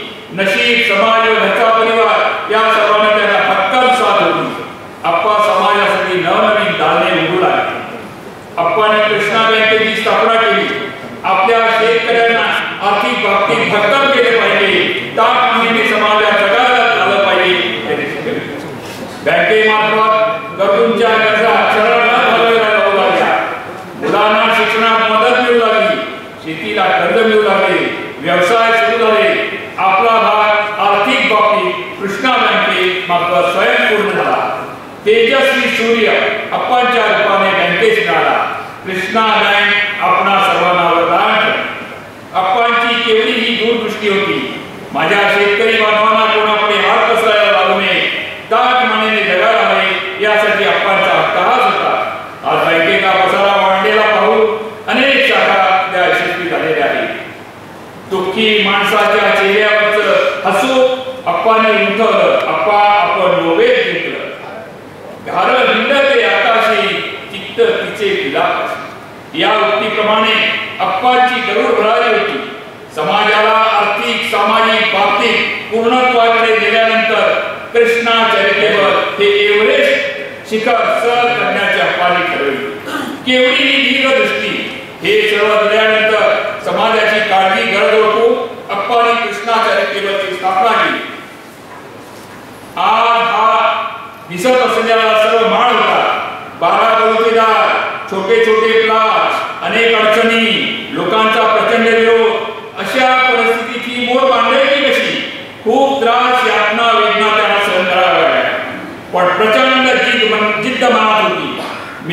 सर्वांची घट्ट साथ होती. नशिबाने तसेच समाजाने काम तडीस नेले आणि अखेर कृष्णा चरितेवर उभे राहिले. सामान्य लोकांना सेवा भेटू लागली. पूर्वी काही झाले ते रुग्णांना मिळायला लागले. वेळेत मध्येच जगावत असे. कृष्णा चरितेवरमुळे देशाला उत्तम आरोग्य सेवा व आपणाला सर्वांना उत्तम उपलब्ध करून दिली. डायलिसिस पासून सर्व प्रकारच्या सुविधा तज्ञ डॉक्टर यामुळे आपणास वरदान लाभले. अप्पांच्या अथाग प्रयत्नातून ही संस्था 50 एकराहून अधिक जागेत डौलाने दिली आहे. संपूर्ण महाराष्ट्रात आपल्या कार्याने कृष्णा चरितेवरने नावलौकिक मिळवला आहे. या कार्यात माननीय सुरेश बाबांची अविरत सेवा आहे. तसेच त्या माननीय अतुल बाबा व माननीय विनू बाबा यांची मोलाची साथ मिळत आहे. सन 2020 मध्ये संपूर्ण जगात कोविडच्या महामारीने थैमान घातले होते. या काळात विद्यापीठाचे कुलपती डॉक्टर सुरेश भोसले यांच्या मार्गदर्शनाखाली कृष्णा हॉस्पिटलमधील तज्ञ डॉक्टर आणि नर्सिंग स्टाफने जवळजवळ 8,500 अधिक रुग्णांवर यशस्वी उपचार केले. त्यामुळे संपूर्ण महाराष्ट्रात कोरोनाग्रस्त रुग्णांना नवसंजीवनी मिळवून देणारे हॉस्पिटल म्हणून कृष्णा हॉस्पिटलला ओळखले जाते. कराडमधील बाजारपेठे तसेच शहरातील अनेक कोविड रुग्णांना सुरेश बाबांनी दिग्गाज दिले आहे. कराडकर याची निश्चित जाणीव होती. आपल्या हॉस्पिटलनी सर्व सेवा विशेषतः हॉस्पिटल परिसरातील स्वच्छतेमुळे या हॉस्पिटलची कीर्ती गुरुवर बसवली आहे. कृष्णा विद्यापीठांतर्गत कार्यरत असलेले medical, nursing, PDS, pharmacy, physiotherapy या विद्याशाखांमधून विविध कोर्सेस शिकवले जातात. तसेच पीएचडी शिक्षणाची संधी विद्यार्थ्यांना उपलब्ध आहे. केवळ देशातील नव्हे तर परदेशातील विद्यार्थ्यांनाही गुणवत्तापूर्वक शिक्षणाने कृष्णा विद्यापीठाला पसंती दिली आहे. आम्हा कराडकरांना कृष्णा उद्योग समूहाच्या सर्व संस्थांचे भरपूर सहकार्य आहे. आज कराडच्या बाजारपेठेत कृष्णांच्या सर्व संस्थांचा भरपूर पैसा येतो.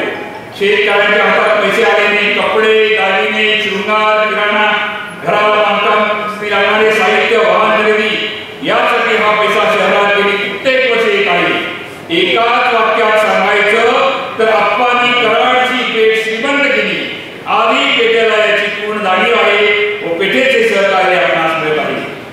मध्यंतरीच्या काळात अतुल बाबांनी योग गुरु रामदेव बाबांचा फार मोठा कार्यक्रम कराड श्रीदेवर घेऊन कराडकरांना निरोगी केला आहे. माननीय आप्पांनी या भागावर विशेषतः आपणा सर्वांवर आर्थिक, सामाजिक, शैक्षणिक बाबतीत जे उपकार केले आहे या सर्व पवित्र नद्या कृष्णेत आणून आम्हाला आनंदी, उत्साही, निरोगी तसेच स्वाभिमानाने जगण्याची गुरुवृत्ती दिली. याबद्दल त्यांना देवाला वंदन. आपण मला परिचय करून दिला, खूप स्तुती केली, पण मी या कृष्णाच्या परिसरातील जटिनवाडी गावचा आहे. आमचे पूर्वज येथे राहत होते. नंतर 1812 साली आम्ही कराडात किराणा दुकान सुरू केले. आज 6-7 पिढ्या झाल्या ते दुकान चालू आहे. लहानपणी सुमारे 40 ते 50 वर्षापूर्वी मी हा सर्व भाग म्हणजे अटके, कालवे, गोंदी, शेनोली हा सर्व भाग पूर्वी अटला सायकल प्रसिद्ध असायची त्या अटला सायकलवरून फिरलो आहे. मला ही पूर्वीची आताची सर्व चित्रपटे पाहण्यात आहे. आपल्या परिवाराने विशेषतः आप्पांनी या भागातील दुःखी माणसांचे अश्रू पुसून ते डोळे दिव्यापेक्षाही अधिक मौल्यवान केलेले आहे. माननीय सुरेश बाबा, माननीय अतुल बाबा, सर्व भोसले परिवाराने मला या समारंभाचे अध्यक्षपद दिले. याबद्दल मी आपल्या मनापासून ऋणी आहे. शेवटी एकच सांगणं, कृष्णा समूहाच्या कोणत्याही कामासाठी मला हक्काने बोलवा. मी सदैव आपल्यासाठी येईन. नमस्कार. धन्यवाद बाबाजी. आप्पासाहेबांचे विकासाची लसंद्र अखंड मालिका आपण सदैव कार्यरत ठेवूया. धन्यवाद. त्यानंतर आजच्या कार्यक्रमाचे प्रमुख अतिथी, आजचे प्रमुख व्याख्याते आदरणीय श्रीमान अरुण माधव रोडेसर यांना विनंती, आपण आपल्या अमृतुल्य मालिका आम्हाला समृद्ध करावं. आता त्यांचा विषय ज्येष्ठ नागरिकांची समस्या उपाय. मान्य श्री अरुण माधव रोडेसर आपल्याला संबोधित करा. नमस्कार. आज त्या ठिकाणी मंचावर उपस्थित असलेले सहकार महर्षी आपल्या स्वर्गीय जयंतराव भोसले अप्पासाहेब यांच्या 9व्या स्मृतिदिनानिमित्तच्या कार्यक्रमाचे अध्यक्ष श्री सुभाष शाह आपण आता त्यांचं भाषण ऐकलेलं आहे. प्रमुख उपस्थितीमध्ये डॉक्टर सुरेश भोसले बाबा, चेअरमन कृष्णा सहकारी साखर कारखाना, डॉक्टर अतुल बाबा भोसले, चेअरमन कृष्णा सहकारी बँक ग्रुप, त्याचबरोबर मंचावर उपस्थित असलेले दिलीप चव्हाण साहेब, रोहिणीताई शिंदे, सौरभ पाटील. आमच्या या कार्यक्रमाला मला योग जो आला तो त्यांच्यामुळे आला, ते प्राध्यापक जे टी देसाई सर, आणि त्यांच्यामुळे मला आपल्या या सगळ्यांच्या समोर गाठीभेटी घेता आल्या आणि या कार्यक्रमामध्ये मला सहभाग घेता आला. त्याचबरोबर आमचे चंद्रकांत महामुनी हे पुणे प्रांतचे अध्यक्ष आमचे, आणि तिथले ज्येष्ठ नागरिक संघाचे सांगली आणि कोल्हापूर भागातले माझे कार्यकर्ते खास या कार्यक्रमासाठी उपस्थित राहिलेले आहेत, त्यांचा पण मी या ठिकाणी उल्लेख करतो.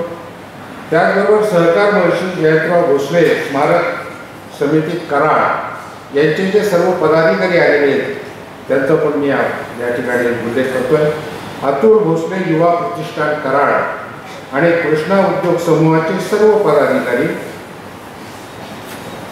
आणि उपस्थित असलेले माझे सर्व मंचावरील मान्यवर आणि मंचासमोरील मान्यवर मित्रांनो, आज या ठिकाणी स्वर्गीय जयंतराव भोसले अप्पासाहेब यांच्या 9व्या स्मृती दिनानिमित्त आपण या ठिकाणी सगळे जमलेलो आहोत.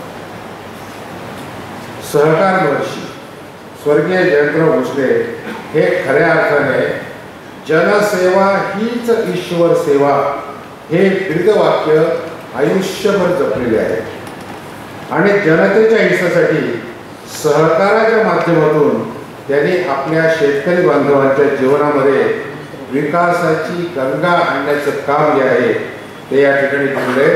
खरं म्हणजे त्यांचा हा प्रयत्न जो आहे तो खऱ्या अर्थाने भगीरथ प्रयत्न म्हणावा लागेल, कारण विकासाची गंगा प्रत्येकाच्या दारात नेण्याचं काम त्या भगीरथांनी केलं होतं आणि हे काम स्वर्गीय जयंतराव भोसले साहेबांनी केलेलं आहे. खरं म्हणजे स्मृतिदिन आपण जो साजरा करतो त्याचा खरा उद्देश आहे तो स्मृतिदिन नसून तो प्रेरणा दिन आहे. त्यांनी जे आयुष्यभर काम केलेलं आहे त्या कामाची स्मृती ठेवायची, आठवण ठेवायची आणि त्या कामाला स्वतःसाठी वाहून घ्यायचं. आणि हे जे काम आहे ते हे काम आज या ठिकाणी त्यांचे चिरंजीव डॉक्टर सुरेश बाबा भोसले आणि अतुल बाबा भोसले आणि ही सगळी मंडळी अतिशय तळमळीने करतात. खरं म्हणजे काल आम्ही देसाई सरांच्या बरोबर संध्याकाळी जेव्हा इथे आलो आणि या कॅम्पसमध्ये जेव्हा प्रवेश केला तेव्हा मला असं वाटलंच नाही आपण भारतामध्ये आहे. म्हणजे गवताची गाडी पुढे दिसत नव्हती, इतका स्वच्छ परिसर, स्वच्छ रस्ते, ठिकठिकाणी फाउंटन आहे, मस्तपैकी कारंजी उडत होते, थोडा थोडा पावसाचा शिडकाही चालू होता. आणि म्हणजे हे सगळे जेव्हा इमारती मी पाहिल्या आणि ते पाहिल्यानंतर लक्षात आलं की हे एवढं करण्याकरता जी कल्पकता आहे, जे व्हिजन आहे ते व्हिजन असणं फार महत्त्वाचं. मी सरांना सांगितलं, म्हटलं अहो इतका सुंदर परिसर हा कृष्णा उद्योग समूहाच्या कृष्णा चॅरिटेबल हॉस्पिटलचा आहे. त्यांनी मला सांगितलं की भारतामध्ये नंबर 1चं बक्षीस स्वच्छतेचं याला मिळालेलं आहे. म्हणजे तुम्ही पहा की आज सुरेश बाबा भोसले आणि अतुल बाबा भोसले यांनी जयंतरावांचं काम जे आहे ते इतक्या नेटाने चालवलेलं आहे. आता खरं म्हणजे कृष्णा सहकारी साखर कारखान्याच्या संदर्भातली एक आठवण मी तुम्हाला नंतर सांगणार आहे, कारण की इथे 1990मध्ये येऊन गेलेलो आहे. तो किस्सा मी तुम्हाला नंतर सांगतो. परंतु एकूणच सहकाराच्या माध्यमातून आणि कृष्णा उद्योग समूहाच्या माध्यमातून या परिसराचा जो विकास जयंतरावांनी केलेला आहे ना तो पाहिल्यानंतर भल्यांना समजलं पाहिजे की आपल्या भागामध्ये खऱ्या अर्थाने सहकारी चळवळ राबवायची असेल तर या ठिकाणी हा आयकॉन आहे, हे स्टालवर्ट आहे. यांनी जे काम केले ते महाराष्ट्रात नाही संपूर्ण देशामध्ये झालं पाहिजे. कारण सहकार जो आहे ना, आता मी सहकारी चळवळीमध्ये 41 वर्ष काम केलेलं आहे. 1962 ते 2003 हा माझा 41 वर्षाचा कालावधी हा सहकारात गेलेला आहे. आणि ही अहमदनगर जिल्हा मध्यवर्ती बँक ही नुसती महाराष्ट्रातच नव्हे तर भारतामध्ये आणि आशिया खंडामध्ये अग्रगण्य असणारी बँक असा या बँकेचा उल्लेख होता. आणि त्या बँकेमध्ये मला 41 वर्ष काम करताना त्या ठिकाणी भाऊसाहेब संतोषी थोरात, शंकरराव काळे, शंकरराव गोले, मारुतराव घुले, त्याच्यानंतर बाळासाहेब विखे पाटील, अगदी विठ्ठलराव एकनाथराव विखे पाटील यांनी भारतातला पहिला सहकारी साखर कारखाना 1953 मध्ये प्रवरानगरला काढला. ते आमच्या बँकेचे चेअरमन होते. मी जेव्हा बँकेत लागलो तेव्हा ते चेअरमन होते. म्हणजे सांगतो की ह्या धोरणांच्या बरोबर मला काम करण्याची संधी मिळाली. 41 वर्ष मी सहकारात काम केलं आणि त्याच्यामुळे सहकाराच्या माध्यमातून खऱ्या अर्थाने ग्रामीण विकास कसा करायचा याचं जे बाळगुरू आहे ते मला या कृष्णा परिसरात पाहायला मिळालं. विशेषतः कृष्णा सहकारी साखर कारखाना, कृष्णा उद्योग समूह, त्याचबरोबर वारणा, म्हणजे कोल्हापूर, सातारा, सांगली या 3 जिल्ह्यांनी महाराष्ट्राचा सहकार जेवढा पुढे गेला तेवढा बाकीच्या जिल्ह्यांना जमलेलं नाही. त्याच्यामुळे इथे जेव्हा मी बघितलं त्यावेळेला माझ्या लक्षात आलं की जयंतरावांनी आपल्या कारकिर्दीमध्ये ऊसाचं क्षेत्र वाढीसाठी उपसा जलसिंचन योजना ज्या सुरू केल्या, अनेक प्रकारच्या उपसा जलसिंचन योजना केल्या, 72,000 एकर जमीन ओलिताखाली आणली. एवढं मोठं काम आहे. तुम्हाला कारखाना चालवायचा तर ऊस पाहिजे आणि ऊसाचं क्षेत्र तुम्हाला वाढवायचं असेल तर ऊसाला पाणी खूप लागतं. पाणी शेतकऱ्याच्या शेतापर्यंत ती गंगा नेण्याचं काम जे आहे 72,000 एकर म्हणजे साधी गोष्ट नाही आहे. 72,000 एकर क्षेत्र पाण्याखाली आणण्यासाठी ज्या उपसा जलसिंचन आम्ही आता कोपरगाव जिल्ह्यामध्ये ज्यावेळेला तालुका डेव्हलपमेंट ऑफिसर काम करत होतो त्यावेळेला आम्ही कोपरगावमध्ये गोदावरी नदी जिथे प्रवेश करते आणि पुणताब्यात जी गोदावरी नदी म्हणजे कोपरगावच्या बाहेर जाते या संपूर्ण ट्रॅकवरती सर आम्ही केटीवेअर्सचे बंधारे बांधले होते. आणि हा सगळा फायनान्स अहमदनगर जिल्हा मध्यवर्ती बँकांनी सर्व कारखान्यांच्या माध्यमातून केटीवेअर्स केले. त्याच्यामुळे प्रत्येक केटीवेअरनी 500 एकर इकडे 1,000 एकराचं जे पाणी आहे ते निर्णय क्षेत्राला मिळत होतं. तर या ठिकाणी जे उपसा जलसिंचन योजनेच्या माध्यमातून 72,000 एकर जमीन ओलिताखाली आणली. फार मोठं काम या भागात केलेलं आहे. ऊस संशोधन केंद्र, कारण ऊसाचं तुम्हाला उत्पादन वाढवायचं असेल तर ऊसाचं संशोधन केल्यानंतर कुठल्या प्रकारचे ऊसाचं बेणं वापरायचं, खत कुठले वापरायचे, सरी पद्धत वापरायची का तुमचे दुसरी आता नवीन ती पट्टा पद्धत निघालेली आहे. म्हणजे असं जे ऊस संशोधन केंद्र आहे, विशेषतः पाडेगावला जे ऊस संशोधन केंद्र आहे डॉक्टर ज्ञानेश्वर अडसे, तिथे पण आम्ही आमच्या कार्यकर्त्यांना घेऊन गेलो होतो. त्यांना जे दाखवलं होतं मयूर सहकारी कुक्कुटपालन म्हणजे ॲग्रिकल्चर, नॉन ॲग्रिकल्चर आणि अलाइड ॲग्रिकल्चर, शेतीबरोबरच शेतीला पूरक असे जे वेगवेगळ्या प्रकारचे व्यवसाय आहेत त्या व्यवसायातून शेतकऱ्याला उत्पन्न वाढलं पाहिजे या दृष्टिकोनातून मयूर सहकारी कुक्कुटपालन सोसायटी जी आहे ती त्यांनी स्थापन केली. कृष्णा उद्योग समूहाचा काही प्रश्नच नाही. अतिशय मोठ्या प्रमाणात कृष्णा सहकारी बँक म्हणजे परिसरातील छोटे छोटे व्यावसायिक असेल, गरजू छोटे छोटे लोक असो किंवा शेतकरी असो यांना आर्थिक मदत करण्याच्या दृष्टिकोनातून कृष्णा सहकारी बँकेचं काम हे फार मोठ्या प्रमाणात चालू आहे. पशुखाद्य निर्मिती केली, कृष्णा महिला औद्योगिक उत्पादन संस्था, कृष्णा महिला नागरी सहकारी पतसंस्था, जय टेक्सटाईल, जय गारमेंट, कितीतरी म्हणजे उद्योग या ठिकाणी या कृष्णा उद्योग समूहाच्या माध्यमातून केले. खरं म्हणजे ग्रामीण भागातील महिला उद्योजक बनवण्याचं काम या महिलांच्या कार्यक्रमाच्या खऱ्या अर्थाने ते सहकार जगले आणि सहकार पंढरीचे ते वारकरी ठरले. आणि त्यांचं आताही जे कार्य आहे हे डॉक्टर सुरेश भोसले आणि अतुल बाबा भोसले अत्यंत तळमळीने आणि त्याच्यामध्ये अजून काही नवीन करता येईल काय अशा दृष्टिकोनातून ही जी घोडदौड चालू आहे तर ही घोडदौड त्याने अतिशय उत्तम रीतीने केलेली आहे. आता फक्त मी एकच किस्सा सांगतो आणि नंतर मला जो विषय दिलेला आहे त्या विषयाकडे मी वळतो. मी ज्यावेळेला 1985 ते 1993 या काळामध्ये अहमदनगर जिल्हा मध्यवर्ती बँकेच्या कोपरगाव शाखेमध्ये तालुका डेव्हलपमेंट ऑफिसर म्हणून मी काम करत होतो.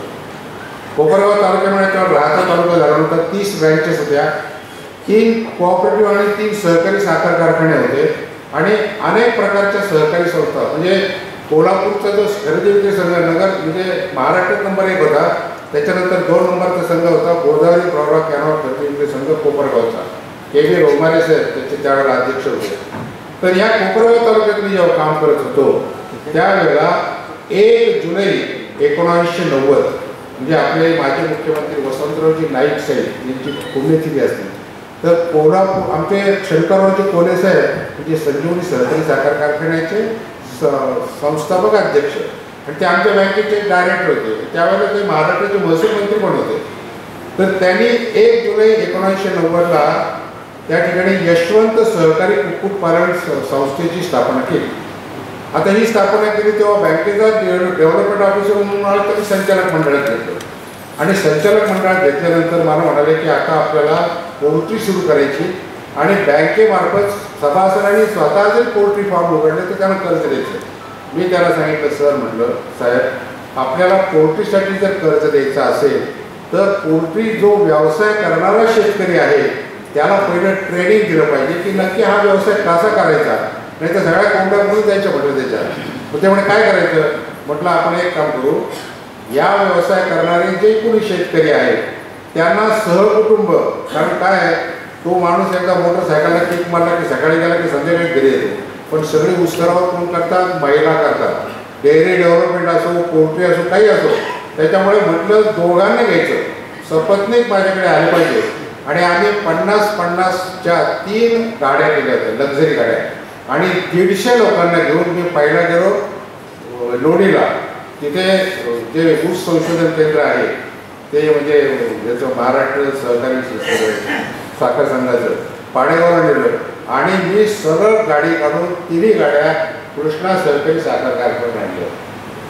आमचा 3 दिवस मुक्काम होता. त्यावेळेला मयूर कुक्कुटपालन संस्था, डेअरी डेव्हलपमेंट म्हणजे कृष्णा परिसरातले जे निरनिळ्या प्रकारचे व्यवसाय आहेत ते कोऑपरेटिव्ह सेक्टरची माहिती त्यांना स्टडी टूरच्या माध्यमातून दिली की डेअरी डेव्हलपमेंटचा व्यवसाय करायचा तर नक्की कसा करायचा, पोल्ट्रीचा करायचा असेल तर कसा करायचा. म्हणजे आणि त्यावेळेला आम्ही इथे राहिलो होतो कृष्णा सहकारी साखर कारखान्याच्या गेस्ट हाऊसला कृष्णाघाटची भरली वांगी, बाजरीची टम्म फुकलेली बाजरीची भाकरी आणि दही आणि मिरचीचा ठेचा अजूनही 1990ची चव माझ्या तोंडावर. काल रात्री आम्ही इथल्या गेस्ट हाऊसला जे जेवण केलं ते सुद्धा इतकं अप्रतिम आणि इथला स्टाफ जो आहे ना गेस्ट हाऊसचा देखील इतका नम्र आहे. म्हणजे आपल्याकडे आलेल्या अतिथीचं नक्की कसं स्वागत करायचं इथपासूनचं ट्रेनिंग सर तुम्ही इथल्या लोकांना दिलेलं आहे. म्हणजे खरोखर काल इथे आल्यानंतर आम्ही इतके फ्रेश आहोत. सकाळी इथून आम्ही 6 वाजता सगळ्या कॅम्पसला चक्कर मारली आणि पाहिलं इतकं व्यवस्थित इतकं सुंदर. तर खरोखर म्हणजे हॅट्स ऑफ सर तुम्ही हे काम जे चालू ठेवलेलं आहे. या ठिकाणी जाता जाता फक्त मी गदी माडगूळकरांची एक चित्रपट गीत आहे आणि ते चित्रपट गीत होतं राजा परांजपेने दिग्दर्शित केलेल्या संत वाहते कृष्णामाई. या चित्रपटातलं गीत इथे बरोबर लागू पडतं म्हणजे ते निराळ्या अर्थाने लागू पडते. कारण जे गीतात लिहिलेलं आहे तर त्या गीतामध्ये लिहिलेलं आहे ते नेमकं उलट कसं करायचं हे या सगळ्या मंडळीने कळलेलं, जयंतरावला कळलेलं. चित्रपट गीत कसं आहे, संत वाहते कृष्णामाई तीरावरल्या सुख दुःखांची जाणीव तिजला नाही. संत वाहते कृष्णामाई सतत वाहते उदंड पाणी कोणी बळवून देई राणी. आळशास ही कशी ठरावी गंगा वरदायिनी. संत वाहते कृष्णामाई. या गीतात त्यांनी दिले सतत वाहते अखंड पाणी कुणी न वळवून नेई राणी. आळशास ही कशी ठरावी गंगा वरदायिनी. नेमकं उलटे केले की हे गंगेचं पाणी प्रत्येकाच्या शेतामध्ये नेले आणि तीरावरल्या सुखदुःखाची जाणीव तिथला नाही हा शब्द पुसून काढला आणि या परिसरातल्या तीरावर राहणाऱ्या सर्वांच्या सुखदुःखाचं परिमार्जन करून त्यांच्या जीवनात सहकाराच्या माध्यमातून आनंद कसा फुलवेल आणि सतत अखंड वाहणारी जी कृष्णामाई आहे तिचं पाणी या उपसंचन योजनेमार्फत 1000 एकरापर्यंत फिरवण्याचं काम जे आहे ते केलं आहे. आज गदी माटुरकर असते तर त्यांनी सांगितलं असतं की मी ह्या ज्या ओळी दिले चुकलो आहे, या ओळीचा तुम्ही ज्या अर्थाने खऱ्या अर्थाने वापर केला आणि लोकांच्या जीवनात जो आनंद निर्माण केलेला आहे त्याच्याबद्दल त्यांना खूपच आनंद झाला असता. कारण गदिमा म्हणजे काय, मला वाटतं गदिमा पण इकडची सातारचीच आहे ती.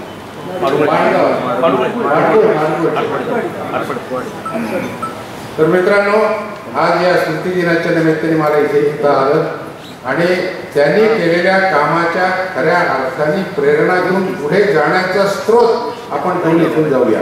तुम्ही कुठे भागात असाल, परंतु इथे जे काम चाललेलं आहे ही गंगा आपल्या भागात कशी नेता येईल हे जर इथल्या प्रत्येकाने मनात ठसून घेतलं तर या कार्यक्रमाची जी खऱ्या अर्थाने गरज आहे ती पूर्ण झाली असं मी समजतो. आता मी माझा जो विषय आहे त्याच्याकडे वळतो. बघा, मी सांगितलं की 41 वर्ष मी सहकारात काम केलं, सहकारी चळवळ कोऑपरेटिव्ह मुवमेंट, आणि मग 2003ला मी रिटायर झालो आणि 2003ला रिटायर झाल्यानंतर सातत्याने माणसामध्ये वावरायची सोय. मी कोपरगाव तालुक्यातल्या नगर जिल्ह्यात प्रत्येक शेतकऱ्याच्या घराघरात गेलेलो आहे. आमचा agriculture finance, non agriculture finance, allied agriculture finance वसुलीसाठी जायचं, त्याला दिलेल्या कर्जाचं विनियोग बरोबर झालं की तो पाय द्यायचं. त्याच्यामुळे सारखे माणसात आम्ही गव्हाचे पायलट स्कीम राबवल्या, ऊसाच्या पायलट स्कीम राबवल्या, सूर्यफुलाच्या पायलट स्कीम राबवल्या. आमच्याकडे आमदार मोहनराव गाडे होते, त्यांनी अमेरिकेत जाऊन गव्हाचं विशेषवरती हे केलं होतं. शंकरराव कोले साहेब, शंकरराव काळे साहेब, म्हणजे ही सगळी एवढी दिग्गज मंडळी होती आणि सगळी अतिशय अभ्यासू लोक होते. म्हणजे त्यांचं स्वतःचं काम करण्याची पद्धत अशी होती की ते स्वतः करायचे, दुसऱ्याला करायला लावायचे.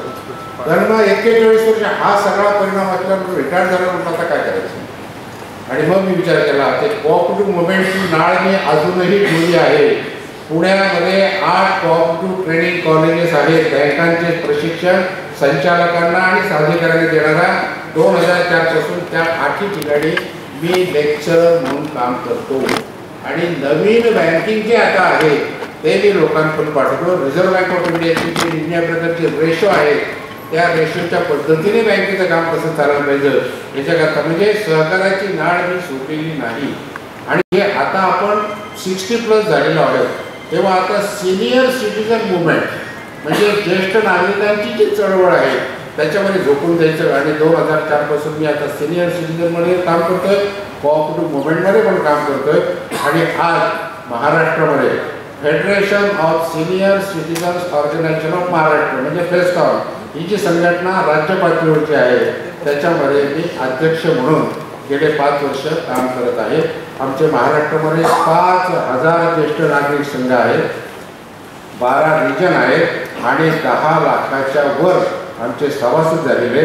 आणि आता आमचा नारा आहे, महाराष्ट्रामध्ये 36 जिल्हे आहेत, 357 तालुके आहेत, 40,223 गावं आहेत. गाव तिथे संघ आणि त्या प्रत्येक गावातला 60+ स्त्री पुरुष हे आमच्या फेस्कॉनचे सभासद झाले पाहिजे या दृष्टिकोनातून आम्ही काम करतो. आणि याच्यासाठी आवर्जून सांगतोय, पुण्यामध्ये जनसेवा फाउंडेशन, डॉक्टर विनोद शहा आणि प्राध्यापक JP देसाई यांच्याबरोबर मी 2006 पासून काम करतोय. आणि ज्येष्ठ नागरिक चळवळीला जास्तीत जास्त योगदान आणि जीवदान देण्याचं काम हे प्राध्यापक देसाई आणि डॉक्टर विनोद शहा करतात. प्रत्येक कार्यक्रमाच्या वेळेला आम्ही फेस्कॉन आणि जनसेवा हातात घालून काम करतोय. आता सेंट्रल गव्हर्नमेंटची जी national guideline for senior citizen 14567 हे जनसेवा फाउंडेशन राबवते. त्यांनी मला ॲडवायझरी कमिटी घेतली, तिथे आम्ही काम करतो. तर मित्रांनो, सांगायचं कारण असं की कोऑपरेटिव्ह मुवमेंट आणि सिनियर सिटीजन मुवमेंट दोन्हीमध्ये पण मी पूर्णपणे इन्व्हॉल्व आहे. आज माझं वय 78 आहे, म्हणजे आता पुढच्या 2 वर्षात मी 80 क्रॉस करणार आहे. परंतु मी घरामध्ये नाही. मी आता 3 दिवस मुंबईचा दौरा करून काल रात्री झालो आणि लगेच सरांच्याकडून इथे आलेलो. आणि इथून गेलो की माझे पुढचे बरेचसे कार्यक्रम आहेत ते चालू आहेत. सांगायचं कारण असं ही प्रौढी नाही आहे, परंतु एक आवड आहे की लोकांमध्ये गेल्याशिवाय मला बरं वाटत नाही. तर मित्रांनो, आज जर आपण जगाचा विचार केला जगामध्ये साधारणपणे 200च्या वर आज देश आहेत आणि या सर्व देशांमधील लोकसंख्या पाहिली तर 700 कोटीच्या वर आज जगाची लोकसंख्या आणि या 700 कोटीच्या वर जगाच्या लोकसंख्येमध्ये आता काय झाले, ज्येष्ठांची संख्या वाढायला लागली. ज्येष्ठ नागरिक, सिनियर सिटीजन, आणि ते कसे की ज्याने वयाची 60 वर्ष पूर्ण केली तो ज्येष्ठ नागरिक. आणि हे ज्येष्ठ नागरिक आज एकूणामध्ये साधारणपणे 10 ते 12% म्हणजे 700 कोटीमध्ये 70 ते 75 कोटी एवढे ज्येष्ठ नागरिक आज आहेत. आणि मग काय झालं तुम्हाला माहिती आहे की 1942-1943 जागतिक दुसरं महायुद्ध झालं आणि या दुसऱ्या महायुद्धामध्ये अमेरिकेने जपानवरती बॉम्बार्डिंग केली. हिरोशिमा आणि नागासाकी हे 2 पूर्णपणे शहरं बेचिराख झाले. आणि मग त्याच्यामध्ये आपल्या जगातील जे धुरीण होते राष्ट्रप्रमुख त्यांनी विचार केला की आता जर तिसरं महायुद्ध झालं तर आताचे जे ब्रह्मास्त्रासारखे मिसाईल्स आहेत संपूर्ण पृथ्वी बेचिराख होणार. आणि मग ह्या परिस्थितीमध्ये आता जागतिक विकासाचं धोरण आणि त्याचबरोबर जागतिक शांतता ही अत्यंत महत्त्वाची आहे. आणि मग 15 ऑक्टोबर 1945 म्हणजे दुसरं महायुद्ध संपल्यानंतर लगेचच युनायटेड नेशन्स ऑर्गनायझेशन युनोची स्थापना झाली. आणि युनोची स्थापना झाल्यानंतर विकासाचं धोरण आणि जागतिक शांतता हे काम करत असताना त्यांच्या लक्षात आलं की जगाची लोकसंख्या बेफट वाढत आहे आणि त्याच्यामध्ये ज्येष्ठांची टक्केवारी वाढत आहे. आणि मग अशा परिस्थितीमध्ये त्यांना हा तिसरा प्रश्न निर्माण झाला की या वाढत्या लोकसंख्येमध्ये जे निर्णय आपण विकासाचे कार्यक्रम घेतो ते त्यांच्यापर्यंत पोहोचवण्याकरता आपल्याला एक तर लोकसंख्या कंट्रोलमध्ये आणली पाहिजे आणि दुसरी गोष्ट की आज काय झालं की आज जेरॉन्टॉलॉजी हे एक सायन्स पुढे आलेलं आहे. बहुतेक विद्यापीठांमध्ये जेरॉन्टॉलॉजीसाठी अभ्यासक्रम सुरू झालेले आहे. जेरॉन्टॉलॉजी म्हणजे वयोवर्धनशास्त्र. कारण काय झालं मेडिकल सायन्सने एवढी प्रगती केली, प्रतिबंधक लसी निघालेल्या आहेत, निरनिळ्या प्रकारच्या औषधं निघालेली आहेत, निरनिळ्या प्रकारच्या सर्जरी निघालेल्या आहेत आणि त्याच्यामुळे काय झालंय की माणूस आता 90, 95, 100 पर्यंत आरामशीर जगत आहे. आता कोणी कोणाला मरूच देत नाही. थोडंफार काय झालं हॉस्पिटलमध्ये गेला तर डॉक्टर किती बसलेले आहेत. त्याच्यामुळे तुम्हाला सांगितलं की 3.5-4 तास हे ऑपरेशन मन लावून करतात, पूर्णपणे मनाची एकाग्रता. त्याच्यामुळे आज 95 वर्षाच्या माणसाचं सुद्धा गुडघ्याच्या वाटीचं ऑपरेशन होतंय आणि तो नंतर 8 दिवसांनी व्यवस्थित चालू लागतो. सांगायचं कारणाचं की 100 गाठणारे लोक आहेत तिथे सर बसलेले. पुण्यामध्ये 87 क्लब आम्ही काढले, म्हणजे वयाची 100 वर्ष पूर्ण केलेल्यांचे 5 क्लब आहेत पुण्यामध्ये. म्हणजे वयोमान वाढत चाललेले आहे. आणि मग अशा परिस्थितीमध्ये युनायटेड नेशन्स ऑर्गनायझेशनचे काम सुरू केलं. त्यांनी काय केलंय 1969 मध्ये माल्टा देशाचे तत्कालीन परराष्ट्र मंत्री होते लिसॅन टॅबोन यांनी इंटरनॅशनल इन्स्टिट्यूट ऑफ जेरॉन्टॉलॉजीची स्थापना केली. जेरॉन्टॉलॉजी म्हणजे वयोवर्धनशास्त्र. 1950 मध्ये इंटरनॅशनल असोसिएशन ऑफ जेरॉन्टॉलॉजीची स्थापना बेल्जियममध्ये झाली. ही एक स्थित्यंतर आहे. म्हणजे या मुवमेंटकडे लोक कसे वाढायला लागले. त्याच्यानंतर 26 डिसेंबर 1973 याच्यामध्ये जगाच्या निरनिळ्या देशातले काही संस्थांनी मिळून इंटरनॅशनल फेडरेशन ऑफ एजिंग ज्याला म्हणतात IFA या संस्थेची निर्मिती केली. आणि या संस्थेची निर्मिती केली तुम्ही बघा. International federation of ageing united नेशन्सची संस्था, तिचे अध्यक्ष कोण होते? पुण्याचे doctor Sharadchandra Gokhale. International federation of एजिंगचे अध्यक्ष पुण्याचे डॉक्टर शरदचंद्र गोखले होते. त्याच्यानंतर हैदराबादचे के गंगाधरन होते. पुण्याचे डॉक्टर गुरुराज मुद्दाले हे WHO वर्ल्ड हेल्थ ऑर्गनायझेशनचे अध्यक्ष होते. म्हणजे इंटरनॅशनल लेवलला युनायटेड नेशन्समध्ये ज्येष्ठांच्या संदर्भात जे काम चाललंय त्याचं धोरणत्व आपल्या महाराष्ट्राच्या लोकांनी पत्करलं. डॉक्टर शरदचंद्र गोखले म्हणजे फार मोठा माणूस गेलेला आहे. आणि मग त्याचबरोबर व्हिएन्ना या ठिकाणी एक आंतरराष्ट्रीय परिषद झाली आणि 26 जुलै ते 6 ऑगस्ट 1982 ही परिषद झाली. ते world assembly on ageing United nations ऑर्गनायझेशनच्या वर्ल्ड असेंब्ली ऑन एजिंगने त्या ठिकाणी इंटरनॅशनल प्लॅन ऑन एजिंग हा संमत केला आणि 1992ला युनायटेड नेशन्सनी बनियन फंड म्हणजे वटवृक्ष संघटना ही निर्माण केली आणि त्याच्यानंतर सगळ्यात महत्त्वाचा जो झाला तो इसवी सन 1991मध्ये युनायटेड नेशन्स ऑर्गनायझेशनच्या जनरल असेंब्लीनी प्रिन्सिपल्स फॉर एल्डर पर्सन म्हणजे वृद्धांसाठी एक तात्विक धोरण इंटरनॅशनल लेवलचं हे युनानी जाहीर केलं आणि ते केल्यानंतर त्यांनी सगळ्या जगातल्या देशांना सांगितलं की तुम्ही आपापल्या देशामध्ये ज्येष्ठ नागरिकांसाठी एक धोरण पारित करा.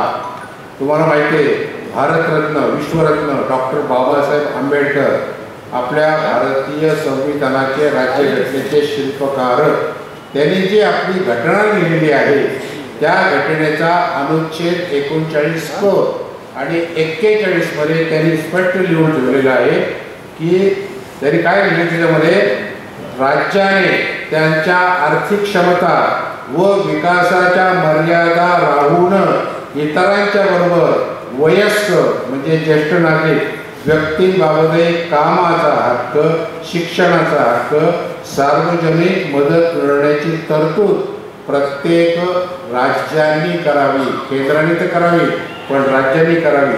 आणि मग त्यावेळेला युनायटेड नेशन्स ऑर्गनायझेशनने international policy for senior citizen काढली.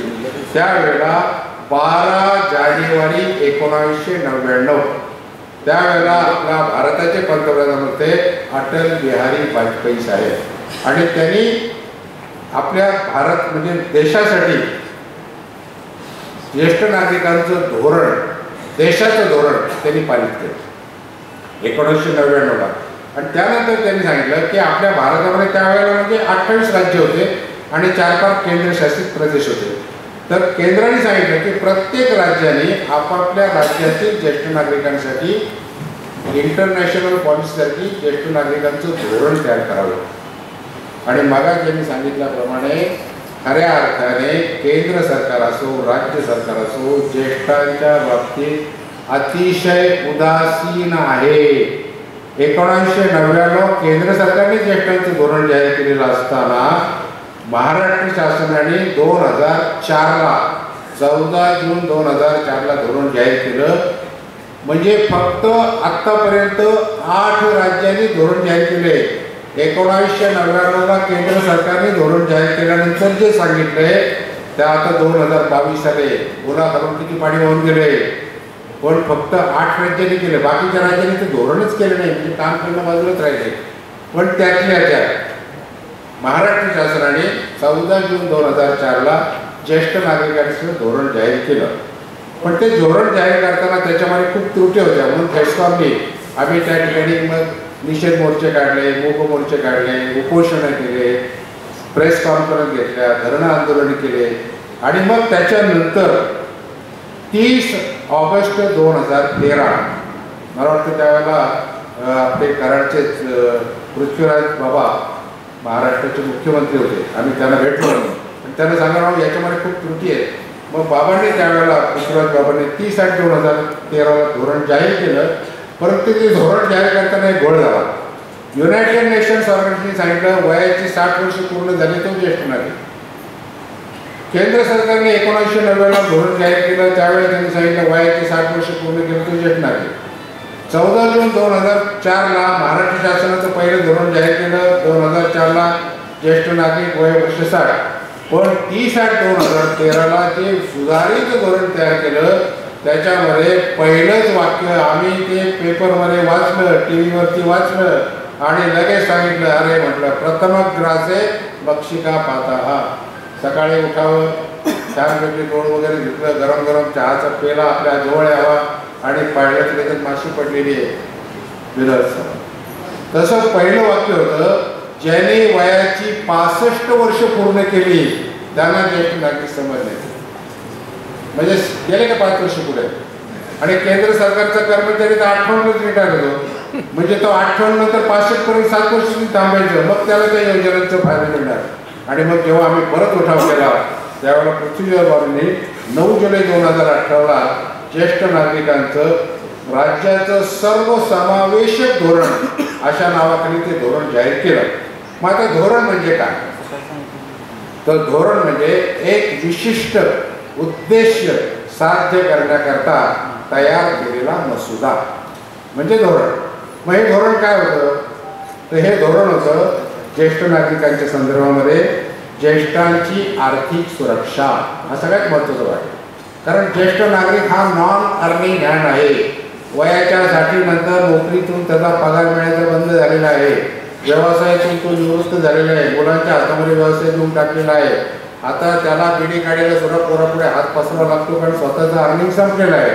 त्याच्यामुळे ज्येष्ठ नागरिकांची आर्थिक सुरक्षा करण्याकरता महाराष्ट्र शासनाने आत्तापर्यंत जे GR काढले त्याला म्हणतात ज्येष्ठ नागरिकांच्या आर्थिक लाभाच्या योजना. अशा अनेक योजना आर्थिक लाभाच्या महाराष्ट्र शासनाने काढलेल्या आहेत. आम्ही फेस्टॉमी काय केले, महाराष्ट्र शासनाने ज्येष्ठांसाठी जेवढे GR काढले ते सगळे GR एकत्रित करून त्याचे एक पुस्तक छापले. नुसतं GR नाही आहे, तो पूर्ण GR. त्या GR मध्ये लाभार्थींचे निकष काय आहे, त्या लाभार्थींच्या निकषाप्रमाणे त्याला करायचा अर्ज कुठला आहे, तो अर्ज केल्यानंतर त्याला कुठल्या प्रकारचे कागदपत्र डॉक्युमेंट जोडायचे, ते जोडल्यानंतर ते महाराष्ट्र शासनाच्या कुठल्या सक्षम अधिकाऱ्याकडे द्यायचे, त्याच्याकडे गेल्यानंतर कुठल्या कमिटीमध्ये ते मंजूर करणार आणि मंजूर झाल्यानंतर जनधन योजनेअंतर्गत त्याने जे खातं उघडलं त्या खात्याला ते पैसे त्याचे जमा होणार. एवढी डिटेल माहिती त्या पुस्तकामध्ये आम्ही दिली.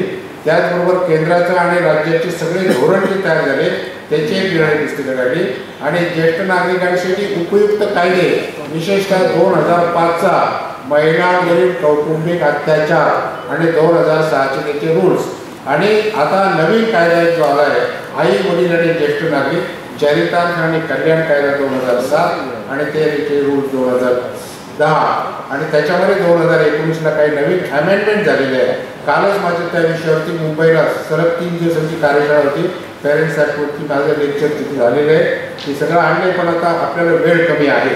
तर मित्रांनो, ज्येष्ठांची आर्थिक सुरक्षा, ज्येष्ठांचं आरोग्य आणि पोषण आहार, कारण ज्येष्ठ नागरिकांना खाण्यापेक्षा औषधावरचा खर्च जास्त होतो. खाण्याचा खर्च कमी आता, पण औषधाचा खर्च आहे आणि तो परवडत नाही. मी स्वतः कोरोना योद्धा आहे, मला कोरोना होऊन गेलेला आहे बरं का सर. कोरोना मला होऊन गेला आहे. औरंगाबादच्या नंदलाल धूत हॉस्पिटलला मी 4 ऑक्टोबर ते 21 ऑक्टोबर होतो. बाहेर पडताना माझ्या हातामध्ये कागद दिला 2,65,000. आता तुम्ही विचार करा, मी नॉन अर्निंग हँड आहे, कुठून पैसे आणणार? आणि महाराष्ट्र शासनाची योजना आहे महात्मा फुले जन आरोग्य योजना. 2.5 लाखापर्यंत महाराष्ट्र शासनाकडून त्या हॉस्पिटलला पैसे दिले जातात. पण निकष काय? दारिद्र्य रेषेचं कार्डधारक असला पाहिजे. मग आता दारिद्र्य रेषेची व्याख्या काय? तर ज्या कुटुंबाचं का वैयक्तिक ज्या कुटुंबाचं वार्षिक उत्पन्न 21,000च्या आतमध्ये आहे त्याला दारिद्र्य रेषेचं कार्ड मिळते. मग तुम्ही विचार करा, घरामध्ये 2 माणसं कमवते आहेत आणि 2 जण रोज 30-30 रुपये कमवून आणतात. एका दिवसाला 60 रुपये त्या घरामध्ये येतात. म्हणजे 30 गुणिले 60 एका महिन्याला 1,800 येतात. 1,800 गुणिले 12 म्हणजे 21,600 रुपये घरात येतात. 21,000च्या पुढे गेला दारिद्र्य रेषेचं कार्ड नाही आणि आले 30 रुपयात अर्धा लिटर दूध येईल. मग पुण्यामध्ये आमची जेव्हा पुण्यामध्ये आता कसं आहे, आम्ही बेस्कॉमच्या माध्यमातून खूप काम करतोय. आम्ही प्रत्येक जिल्ह्याच्या ठिकाणी जिल्हाधिकारी कार्यालय आहे, जिल्हा ज्येष्ठ नागरिक समन्वय संनियंत्रण समिती स्थापन करायला सांगितली. आता मी आणि आमची महामुनी पुण्याचे जिल्हाधिकारी कार्यालयात आम्ही सदस्य आहोत. त्यावेळेला मी कलेक्टर साहेबांना विचारलं, आता डॉक्टर देशमुख कलेक्टर दिले, त्यांना म्हटलं साहेब ही 21 व्याख्या काय भानगड आहे? त्यांनी सांगितलं 1975च्या आर्थिक निकषावर व्याख्या. आता 1975ची मागे आणि आताची मागे. मी 1975ला बँकेत जेव्हा इन्स्पेक्टर होतो तेव्हा मी जी पहिली मोटरसायकल घेतली त्यावेळेला मी पेट्रोल पंपवर गेलं, 6 रुपयाने मी पेट्रोल भरत होतो 1975ला. गॅस मी घेतला, पहिलं सिलेंडर मी 75 रुपयाला घेतलं, आता ते झाले 1,075. गॅस पेट्रोल 6 रुपयाने घेतलं ते आता 106च्या पुढे गेलं. पण दारिद्र्याची व्याख्या तीच आहे 21,000. म्हणजे कसं काय जमायचं आहे? मग तुमचे जे म्हणजे आर्थिक लाभाच्या योजनाचे GR तुम्ही काढले अहो त्याच्यात कोणी बसलच नाही. निकष काय, वय 65 पूर्ण पाहिजे. कुठलीही आर्थिक लाभाची योजना घ्या, 65 वय असलं तर ती सुरू होती. दारिद्र्यशीचं कार्ड पाहिजे. या 2 निकषांमुळे लोक बसतच नाही. आणि मग मी ज्यावेळेला माझी ठीक आहे, मी प्रत्येक गावामध्ये गेलो की ग्रामसभेमध्ये भाग घेत असतो आणि ग्रामसभेमध्ये त्याच्या भागातले प्रश्न ज्येष्ठांचे तिथे मांडत असतो. त्यावेळेला मी एका ग्रामसभेत सांगितलं, म्हटलं आमच्या लहानपणी आम्ही जेव्हा मराठी शाळेत जायचो त्यावेळेला आमची जी त्यावेळेची घरं असायची सारवलेली असायचे, घराच्या भिंती असायच्या, त्याला पांढरी पक्के मारलेली असायची आणि एरोडी त्याच्यावर लिहिलं असायचं, देवीचा रोगी कळवा 1000 रुपये मिळवा. तसं म्हटलं आता लिहावं लागलं, महाराष्ट्र शासनाच्या आर्थिक लाभाच्या योजना मिळवणारा लाभार्थी कळवा 1000 रुपये मिळवा. अहो ही परिस्थिती आहे. मी 5000 ज्येष्ठ नागरिकांना घेऊन धरणं आंदोलन केलं होतं मुंबईला. आणि खरं म्हणजे आता सांगायला मला बरं वाटत नाही, पण सकाळी 10 वाजेपासून 6 वाजेपर्यंत अगदी चंद्रपूर, गडचिरोली, महाराष्ट्र, विदर्भ, मराठवाडा 5000 लोक स्वतःच्या खर्चाने भाकर तुकडा घेऊन आले होते. आणि आझाद मैदानावर आम्ही 10 ते 6 बसलो. मंत्रालयातला साधा शिपाई सुद्धा आमचं निवेदन घ्यायला आला नाही. कोणी खरं नाही त्यांना. आणि खरं म्हणजे आज महाराष्ट्रामध्ये 1,36,00,000 ज्येष्ठ नागरिक, संबंध भारतामध्ये 14.5 कोटी आहेत. आम्ही सगळे वोटर्स आहोत आणि आम्ही जेव्हा अर्निंग करतो तेव्हापासून डायरेक्ट इनडायरेक्ट टॅक्स आम्ही भरलेले आणि आजही आम्ही प्रत्येक श्वासागणिक केंद्राला आणि राज्याला टॅक्स देतो. अगदी एखादी वस्तू खरेदी केली तरी GST आहे, 9% सेंट्रलचा 9%. म्हणजे आम्ही जरी ज्येष्ठ नागरिक असलो, नॉन अर्निंग असलो तरी आज टॅक्सच्या रूपाने पैसे देतोय, पण आमच्या पत्रात काही पडत नाही. अहो रेल्वेचं रिझर्वेशन आम्हाला 50% मिळत होतं, लॉकडाऊनच्या वेळात ते काढून टाकलंय.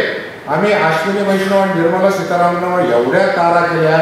आम्ही प्रत्येक 48 आपल्या खासदारांना आम्ही पत्र दिले की बाबा आमच्या वतीने तिने बोला काहीतरी की बाबा हे कन्सेशन सुरू करा. तर ते म्हणतात नाही आम्हाला 1600 कोटीचा तोटा येतो. आता केंद्र सरकारला 1600 कोटी म्हणजे किती झाडकी पत्ती हो. 1600 कोटी केंद्राला महाग आहे का? आता ते काय म्हणतात पेपरमध्ये बातमी आली की ज्याचं वय 70 आहे त्याचा विचार करू. म्हणजे मी रिटायर झालो तेव्हा मला जे काही पैसे मिळाले प्रॉव्हिडंट फंड ग्रॅच्युटी 12% व्याज मिळत होतं. आज बँकांचं व्याज 4.9 आलेलं आहे आणि ज्येष्ठांना 2% मिळत होते, ते 0.25 फक्त अर्धा पाव टक्का जास्त देतात. ते बँकेचं व्याजही आम्हाला मिळत नाही, हे रेल्वेचं कन्सेशनही आम्हाला मिळत नाही सेंट्रलचं. आणि आज आता कृष्णा सहकारी बँकेचे अध्यक्षांची बसलेले बँकांमध्ये 10 वर्षाच्या वर ज्यांनी ट्रान्झॅक्शन केले नाही असे जे नॉन ऑपरेटिव्ह अनक्लेम डिपॉझिट म्हणतात त्याला, काही दिवस व्यवहार नाही केला तर ते नॉन ऑपरेटिव्ह होतं, परंतु ज्यांनी 10 वर्षात काही झालं नाही ते जे असतं ना तर ते अनक्लेम डिपॉझिट असतं. रिझर्व्ह बँक ऑफ इंडियामध्ये 63,000 कोटी एवढ्या रकमा अनक्लेम डिपॉझिटच्या आमच्यासारख्या लोकांच्या पडलेल्या आहेत. आम्ही त्यांना दिलं की त्याच्यावरचं व्याजातून तर आम्हाला काहीतरी द्या. ते महिन्याला 200 रुपये देतात फक्त. ते कोणाला दारिद्र्यशीचं कारण असलेलं आहे. म्हणजे महाराष्ट्र शासन 400, केंद्राचे 200 असे 600 मिळत होते. आम्ही भांडून महाराष्ट्राचे 800 केले, केंद्राचे 220 वर्षापासून तसेच आहेत. 1000 रुपये मिळतात कोणाला त्याच्याकडे दारिद्र्यशीचं कारण येतात. म्हणजे एकूणच काय आहे की ज्येष्ठांच्या संदर्भामध्ये आर्थिक असो आरोग्य असो, आता निवारा विरंगुळा केंद्र पाहिजे होतं आम्ही. महाराष्ट्र शासनाचं एक जे आलं आहे 2010चा, त्याच्यामध्ये त्यांनी काय म्हटलंय, ग्रामपंचायत, पंचायत समिती, जिल्हा परिषद, नगरपालिका, महानगरपालिका यांनी स्वतःच्या गावठाणातल्या जागेत स्वतःच्या उत्पन्नातून ज्येष्ठ नागरिकांसाठी विरंगुळा केंद्र बांधून द्यावेत, सर्व सोयी उपलब्ध. आज आम्ही विरंगुळा केंद्र मागतो, कोणी देत नाही. वृद्धाश्रमांची खरं म्हणजे वृद्धाश्रम असावेत की नसावेत, शाळेमध्ये आपल्याला निबंध असायचा, परंतु आज न्यूक्लिअर फॅमिली झालेली आहे. घरामध्ये ज्येष्ठ नागरिक आउटसाइडर झालेला आहे. आम्ही पुणे विद्यापीठात एक सोशल मीडियाच्या विद्यार्थिनींचा कार्यक्रम घेतला होता. SP कॉलेजच्या सोशल मीडियाच्या मुली आल्या त्या. त्यांना आम्ही विचारलं की भावी आयुष्याबद्दल तुमच्या काय कल्पना आहे. त्या पोरी म्हणाल्या की आम्ही लग्न करून जाऊ, त्या घरामध्ये डस्टबिन असता कामा नये. डस्टबिन म्हणजे ज्येष्ठ नागरिक. हम दो हमारे दो. आता हम दो हमारे दो पण गेले. आता जबाबदारी नकोय. आता आले लिव्ह इन रिलेशनशिप. जोपर्यंत पटते तोपर्यंत एकत्र, नाही तर तू तिकडे मी. आणि आता पुढे फॉरेन कंट्रीमध्ये तर आता असं आहे, आपण एखाद्या मॉलमध्ये गेलो की मॉलमध्ये असं सगळं रचून ठेवलेलं असतं. आणि मग आपण एखादा पुढा उचलतो, पाहतो नाही ठेवून दिला, दुसरा पाहतो ठेवून दिला, तिसरा हा बरा वाटतो. अशी परिस्थिती काही दिवसांनी येणार आहे. ही बरी वाटते नाही, ठीक आहे काही दिवशी अहो ही परिस्थिती आहे. आणि करिअरच्या मागे एवढे लागले की मुलं होऊ द्यायचे नाही. कोण करणार आहे संगोपन? त्यांची कोण शिशू काढत बसणार आहे? लग्न करायचं नाही, एकत्रित जोपर्यंत जमतं तोपर्यंत, नाही तर तू सहीवर. म्हणजे इतकी परिस्थिती विचित्र झालेली आहे की आज पेरेंट्स ॲक्ट केलेला, आई वडील. माझ्याकडे सर मी मोफत कायदेशीर सल्ला केंद्र चालवतो, मोफत पुण्यामध्ये दवाखाना चालवतो. हे जे महामंडळ बसले आहेत आमचे सगळं मोफत आहे आमचं. ज्येष्ठांसाठी आम्ही एक पैसा कोणाचा घेत नाही. 50 केसेस माझ्याकडे पुण्यात चालू आहे. त्यातली फक्त एक केस मी सांगतो आणि थांबतो, कारण काय बोलता येतं मला, बोलण्यात जावं मी दिवसभर बोलू शकतो. त्याला म्हणतात आई वडील आणि ज्येष्ठ नागरिक चरितार्थ आणि कल्याण कायदा 2007. त्याचे रूल्स आहेत 2010. तर भारतीय गणराज्याच्या 58व्या वर्षात संसदेद्वारा हा कायदा निर्मित झाला. 2010 त्याचे रूल्स झाले, तो आला.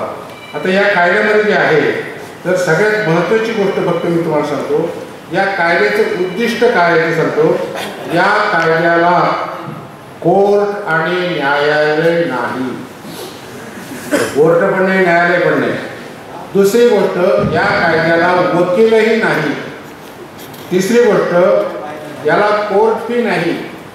आणि सगळ्यात महत्त्वाची गोष्ट, याला पुराव्याचा कायदा लागू नाही, नो एव्हिडन्स ॲक्ट. आणि ह्याच्यातून हा कायदा जो आहे, या कायद्याची एकूण 7 प्रकरणं आहेत आणि त्याची 32 कलमं आहेत. 7 प्रकरणं आणि 32 कलमं आहेत. आणि हा कायदा कोणासाठी आहे, तर स्वतःचा चरितार्थ चालवू शकत नाही अशांसाठी हा कायदा आहे. याच्यामध्ये आई वडील हे 60 वर्षाच्या आतील असले तरी चालतात, पण ज्येष्ठ नागरिक मात्र 60च्या पुढे पाहिजे. कारण कायद्याचं नाव काय, आई वडील व ज्येष्ठ नागरिक चरितार्थ आणि कल्याण कायदा. तर ह्या कायद्याचं जे वैशिष्ट्य आहे ते तुम्हाला सांगितलंय. पण मग या कायद्यामध्ये प्रत्यक्ष कार्यवाही जी आहे, ती प्रत्यक्ष कारवाई म्हणजे त्याला निर्वाह भत्ता. मग निर्वाह भत्ता देण्याची परिस्थिती काय आहे, तर त्या व्यक्तीला, ज्येष्ठ नागरिकांना किंवा आई वडिलांना जी आपत्ती आहे. आता घरामध्ये परिस्थिती एवढी विचित्र झाली ना की ज्येष्ठ नागरिकांना घरामध्ये पूर्णतः आउटसाइडर दिलेले. त्यांना कोणी विचारत नाही, त्यांच्याकडे कोणी पाहत नाही, त्यांची कोणी सल्ला घेत नाही. पूर्वीच्या काळी ज्येष्ठांना घरात आदर असायचा, ते आले तर लोक उभे राहायचे, त्यांना विचारल्याशिवाय काम व्हायचे. पण आता अशा परिस्थितीमध्ये ज्येष्ठांना त्यांना म्हणतात ते घर आमच्या नावावर करून द्या, हे शेत आहे ना 7-12 उतार आमच्या नावावर करून द्या आणि तुम्ही व्हा बाजूला, आता तुम्ही वाहनप्रस्ती आहात, कुठे जायचं तुम्ही निघून जा. मग अशांसाठी हा कायदा आहे.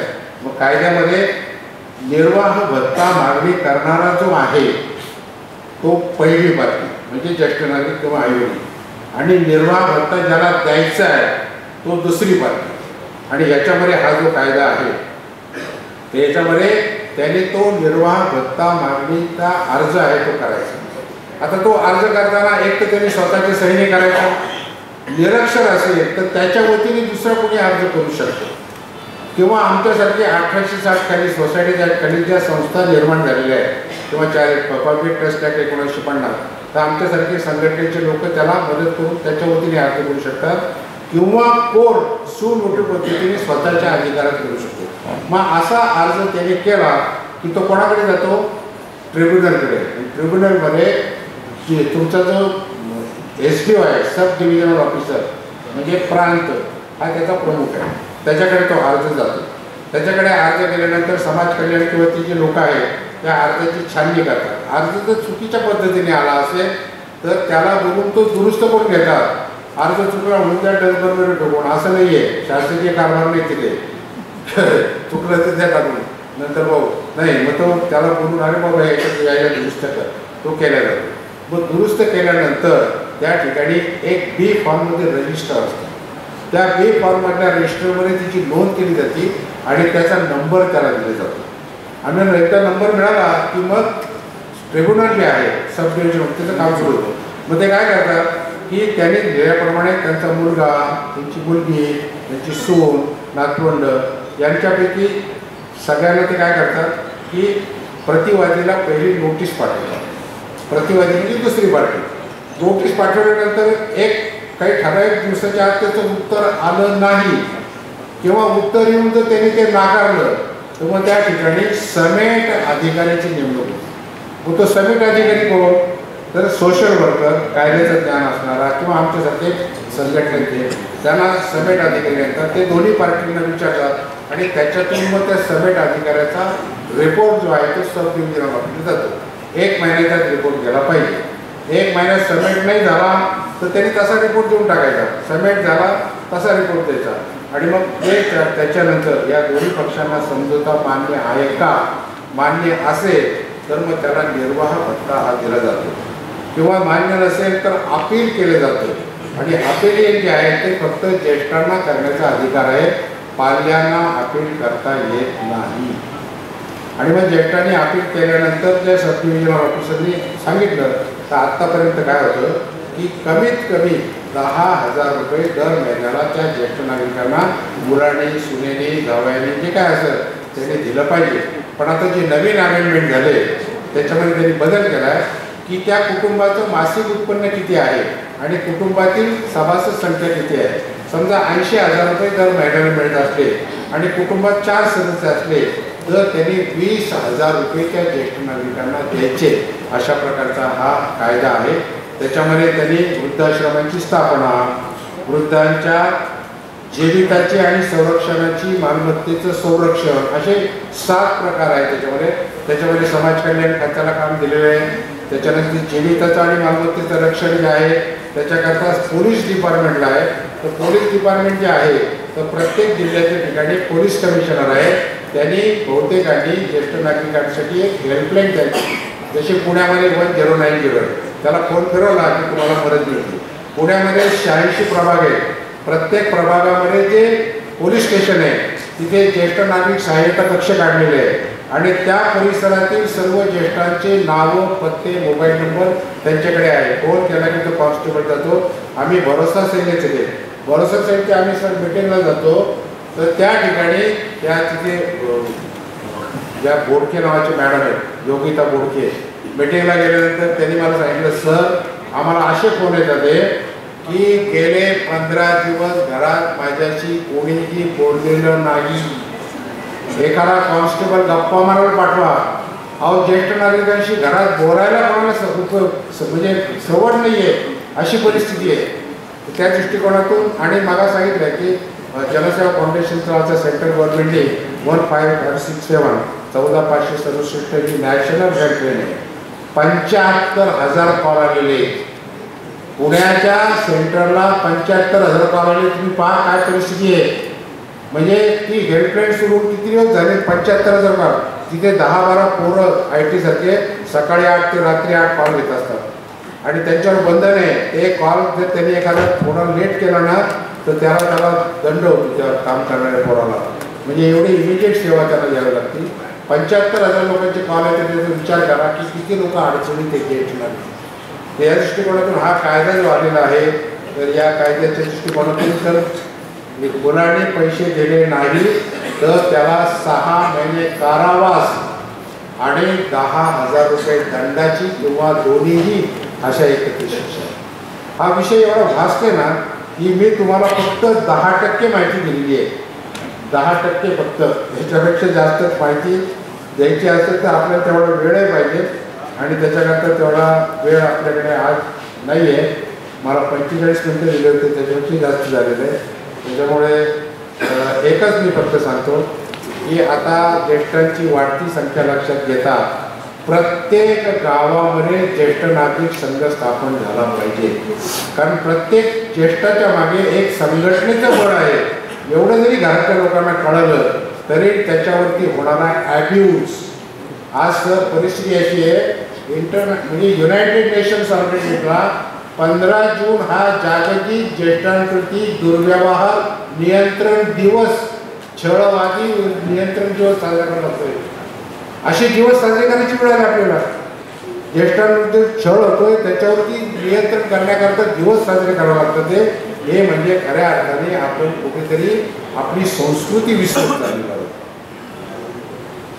पूर्वीच्या काळी घरामध्ये ज्येष्ठांना केवढा मान सन्मान होता. माझे आजोबा घरात यायचे ना, आमच्या घरातल्या बायका अशा डोक्यावर पदर घेऊन बाजूने जाऊन उभ्या राहायच्या. आता तो घरात आला काय गेला काय, कुठे गेला कुठे विचारत नाही. तर मित्रांनो, पुष्कळ सांगण्यासारखं आहे. वेळ खूप वाईट झालेला आहे, त्याच्यामुळे मी इथेच थांबतो. परंतु कालपासून मी इथे आल्यानंतर मला म्हणजे इतकं बरं वाटतंय की आपण इतक्या सुंदर ठिकाणी छान कॉम्प्लेक्समध्ये आपल्याला यायला मिळाले.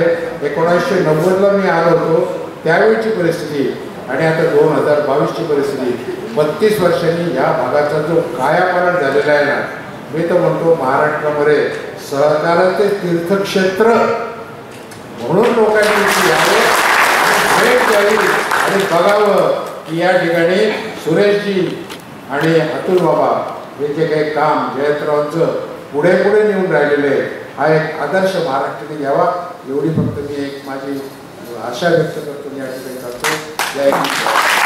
धन्यवाद सर. ज्येष्ठ नागरिक हे विशेष सदस्य पाहिजे, त्या सर्वांनी आपल्याला त्यांना आधार दिला पाहिजे. त्याच्याबद्दल गोड आभारचं काम माझे बाळासाहेब झाला. तशी पंचायत करावी विनंती, आपण आभार व्यक्त करावे. त्यानंतर राष्ट्रगीत होईल आणि त्यानंतर कार्यक्रम. कृष्ण उद्योग समूहाचे सेक्रेटरी अप्पासाहेब यांच्या 9व्या स्मृती दिनानिमित्त उपस्थित असणारे आपण सर्वात त्यांचं भाषण मनापासून ऐकलं ते रोडे साहेब यांचं मी आमच्या सत्कार समितीच्या वतीनं आभार मानतो. तसेच आजच्या कार्यक्रमाचे अध्यक्ष बाबूजी, आमचे नेते डॉक्टर सुरेशबाबा भोसले यांचाही स्मारक समितीच्या वतीनं आभार मानतो. माननीय जयंतकाका पाटील उपस्थित झाले त्यांचाही आभार मानतो. माननीय उदय साहेब यांचाही आभार मानतो. माननीय नगराध्यक्ष रोहिणी शिंदे यांचा आभार मानतो. आणि विरोधी पक्ष नेते माननीय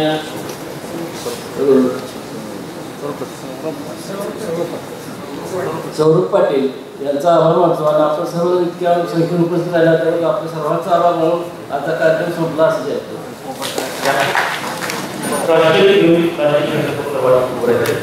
एक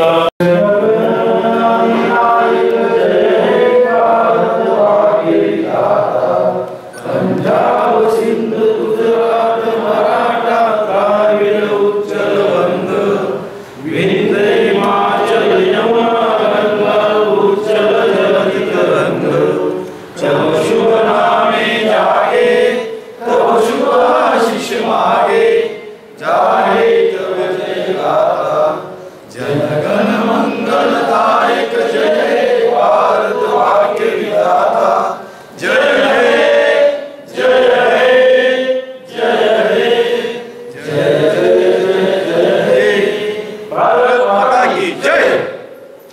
स्वर्गीय जयवंतराव भोसले अप्पा यांच्या स्मृतिदिनानिमित्त आयोजित व्याख्यानाला कराड वाळवा तालुक्यातील स्वर्गीय अप्पा प्रेमी यांची मोठी उपस्थिती होती. Nitin Dhapare, YZ India TV, Karad. ही होती आजची महत्त्वाची बातमी. आपल्या परिसरातील ताज्या घडामोडी जाणून घेण्यासाठी आत्ताच आपण वायझेड इंडिया टीव्हीला सबस्क्राईब करा व नोटिफिकेशन बेलवर क्लिक करून आमच्या नवनवीन अपडेट मिळवा. नमस्कार.